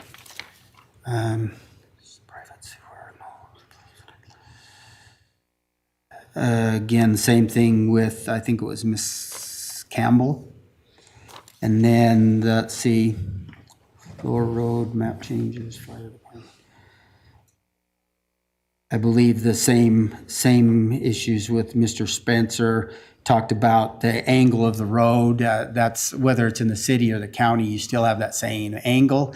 If and when grants are there come in or anything on the roadway, there may be some realignment that is able to happen with curb and gutter that's being installed or improvements along that road, but it'll remain the same until then. If it does anything, it'll be like Jason Avenue, just down the road from there.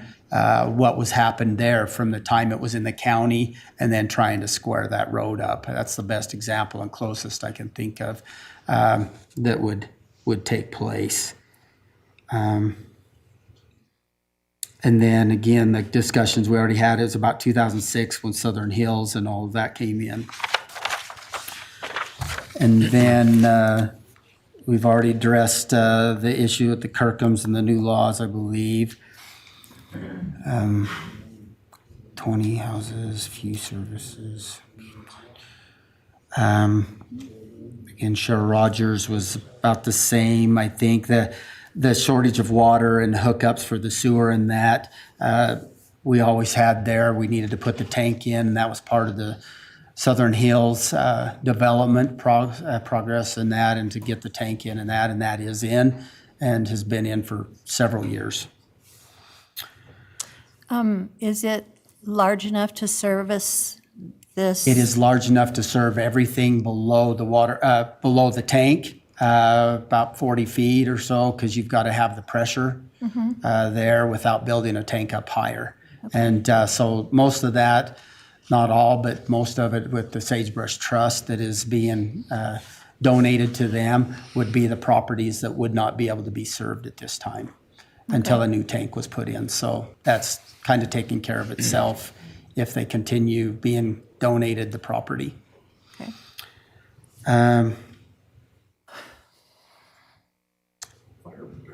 The public safety and the wildlife, and like I said, Sagebrush Trust, everybody's trying to be good stewards there, make sure that we can do the best, whether it's county or city. The deer are still going to get hit there. They did say, okay, fire protection. I can tell you that our fire department will be responding. They do there, and if it is in the city limits, and they are the sole provider now, they will need to make the provisions. They do have the brush trucks, the tanker trucks, and that if they need to bring those, and they will be making adjustments for that. That's what we have. What fire served? Who serves them for fire protection now? Pocatello Valley, yeah. Okay. Is that volunteer? That's volunteer. That's the volunteer firefighting. But they bring water. Okay. So, sorry, I'm gonna let you finish first. So that will be adjusted and everything as far as our service. We have talked with Chief O'Hare about this. He's fully aware. We had a study session and questions were done, our work session on the 11th of this month for the council to ask any questions before we had this public hearing and the next public hearing at the city council on the 16th. Moving forward, those questions were answered there. So What about fire hydrants? fire How hydrant. are fire hydrants? With the water lines? Yeah, as soon as the water line gets moved in, but there's some of these areas that don't have fire hydrants. Yeah, that they are- don't have the fire, they don't have water, the lines in yet. But if they're hooked up to city water, but they haven't been in the city, do they already have the hydrants there? The hydrants are spaced there. For instance, the up Piedmont, there is one up Piedmont, up above Garden. Sir, please, thank you. Up above Garden Road. There is a hydrant and the water's extended there. It's a 12-inch water line that is being extended so that it can hook on and serve that whole area in a big loop with the plans as the city would come in. That is one of the things, as Brent talked about, being developed in the county. They do not have all the plans and the road connections with the loops and for emergency services and stuff to come in the way it is. Upgrades would have to get done as development happens and moving forward that way. So let's see, access by house, future property. Again, Mr. Shaw, that's his property to his house, that would have to be addressed. I'm not sure where the road's gonna go in there. There's no plan or to the property there. What has been addressed. Sorry, I missed the name here, but the individual for the sheep. Your sheep will be grandfathered in a sense, as we talked about in the presentation earlier, that there will be a letter that generally states these things that will be sent to everyone, and it will be in file at the city too, that these areas with, as long as it complied to the city or the county ordinances and the county standards and that, those things will be grandfathered in until there's a change of use or if it starts to be subdivided. If it starts to be subdivided in that, those you'll get smaller lots and so forth. But until then, if the property owners leave it the way it is, they are grandfathered in, and it's a non-conforming use. Can he shoot the coyotes? He cannot shoot there, and I would be surprised if the county sheriff knew that he was shooting next to the property with a rifle. At that time, he would probably be talked to this close to the city limits and to the people that's there. Okay. What's the city rules for open burn? Open burn, oh, perfect. That was the next one there. It's going to be the same. He comes down to Fire Station 1 there by Albertsons, fills out the burn permit and that, and has the burn permit. It's the same. Okay. Same as I don't know if it's the same process, but it's the same. You can get your burn permit I know multiple people in my area that do that, and right now that they are burning the limbs from the storm we had a few weeks ago. So, yeah, so we covered that. The fire, traffic is, whether you're in the city or you're in the county, I can tell you, within the city and as development comes through and the grants that are available to the city versus counties, for traffic improvements, it's just being able to get the grants and to fill them out and to get those federal aid projects and so forth as we move forward to be able to do some of those improvements.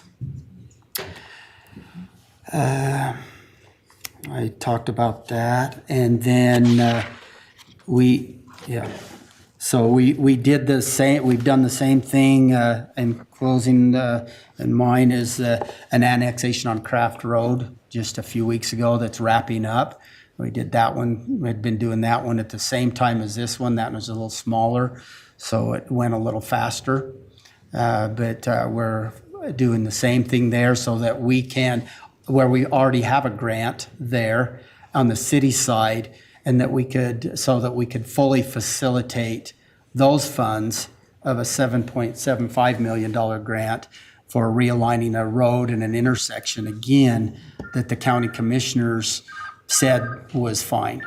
And if anybody's driven that, they can understand that it's not. So we're trying to be proactive to make changes to our community and our area in a positive manner. And that's it, unless you have, that was my list. I think I covered everything. I hope I did. But if you have kept the further, same list, if you have but- further questions, I'll I entertain them. Can you comment on the transport of water to the areas from the fire suppression? Do they have a water truck?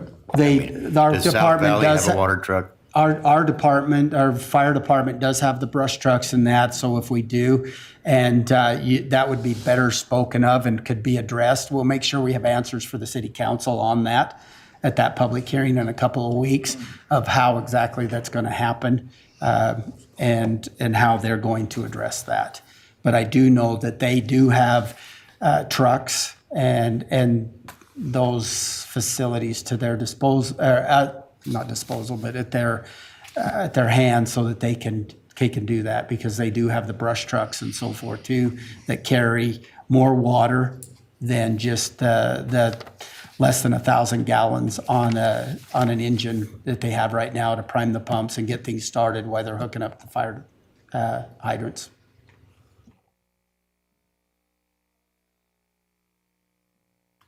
I have one last question, and I wish legal was here.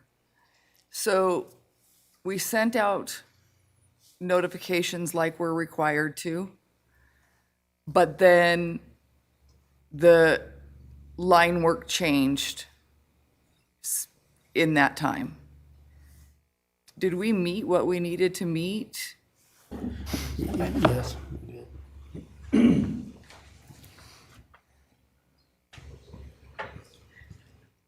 That's a good question. So based off of the counsel I received from legal, we did meet the requirements, and we did have things posted available for the public to see. And so according to my understanding, we did meet all the requirements of the public notification requirements. So, yeah. Okay. I have just one last thing. If any of these changes like that we're proposing to be zoned RCP or mixed use that need to be changed to industrial, we'd like to address that with property owners prior to city council, so that we can address those. We don't know everything what goes on all these properties, and so that type of thing that we can accommodate to see what zoning changes we can do. Thank you. With that, I will declare the public hearing closed.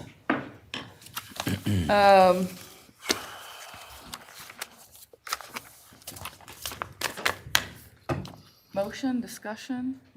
I'd like to discuss it a little bit. So I was on planning and zoning, that's what Merrill was alluding to, back in 2006, when the South Hills was annexed. And at the time, we talked about this corridor and that eventually it would become part of the city. That was 18 years ago. And it's continued to develop.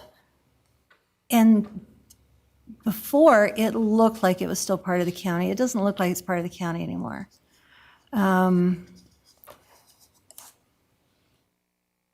understand the concerns about annexing, but the reason that I voted to annex the South Hills was because of the information that we got about the problems with our water supply. We had the professors from ISU came and told us that they could pinpoint which septic systems had failed because they could tell from the contaminated water. And that this area specifically, if it was not annexed, would be developed to county standards, which meant all of that would be on septic systems, not part of the sewer. And it's our water for the city. That's where the aquifer is. And I couldn't do that to the rest of the city. And I see the same issue here. We've got to get this under the city's boundaries, or else it can continue to be developed at the county standards, which are not good for the rest of the city. I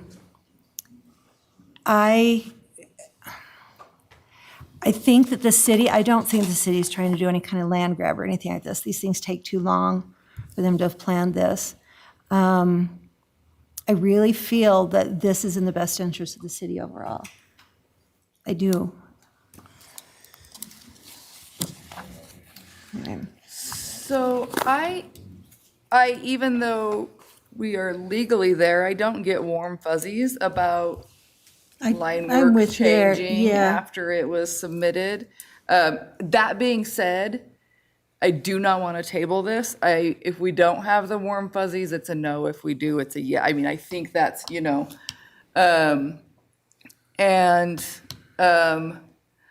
I understand not wanting to be annexed or wanting to be annexed, and I understand that we don't just want to leave little islands that aren't, and that we can't make it so that the city can't get through to another part of the city because they have to go through a county, which I know that's not exactly how Or it that people works. can't respond to fires because they don't know who it belongs to. Yes.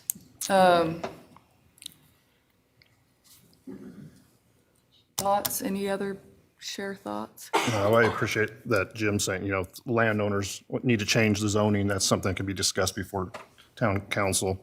And then also that maybe the fire, water supply, whatever, that could be talked to the fire department. That could be clarified too before the city council also. So I appreciate both of those things. I think those go a long way to address both a lot of concerns. I have some thoughts. Yeah.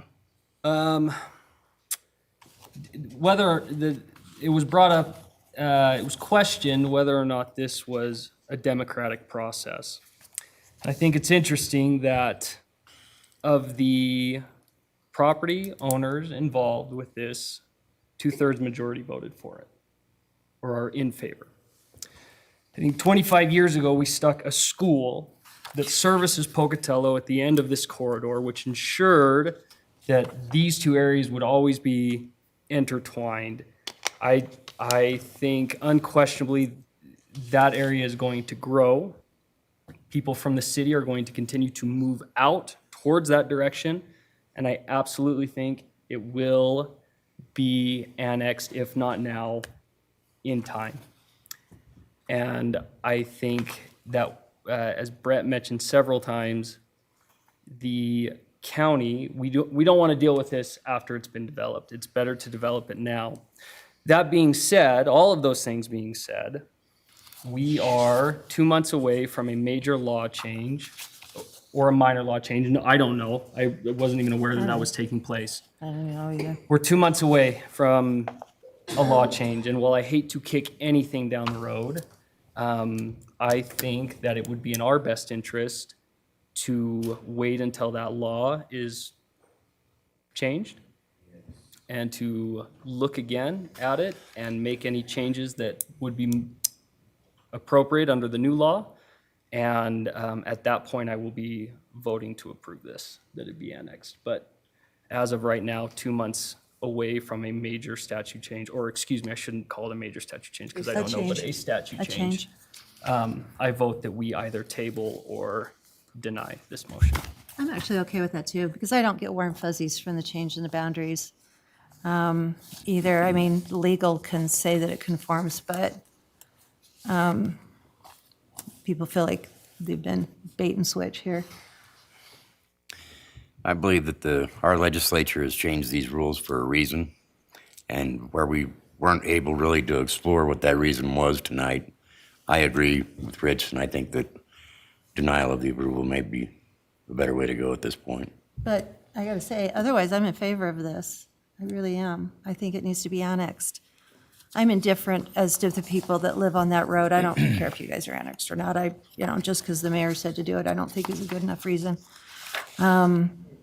If they were all one property owner, but anyway. My thoughts are, I'd like to see the services be in place and ready to go as the annex is going, rather than annex the whole thing and start over here and work on the services. Can I speak to that? People may be a few years out getting the services, but they're paying their taxes, they're annexed.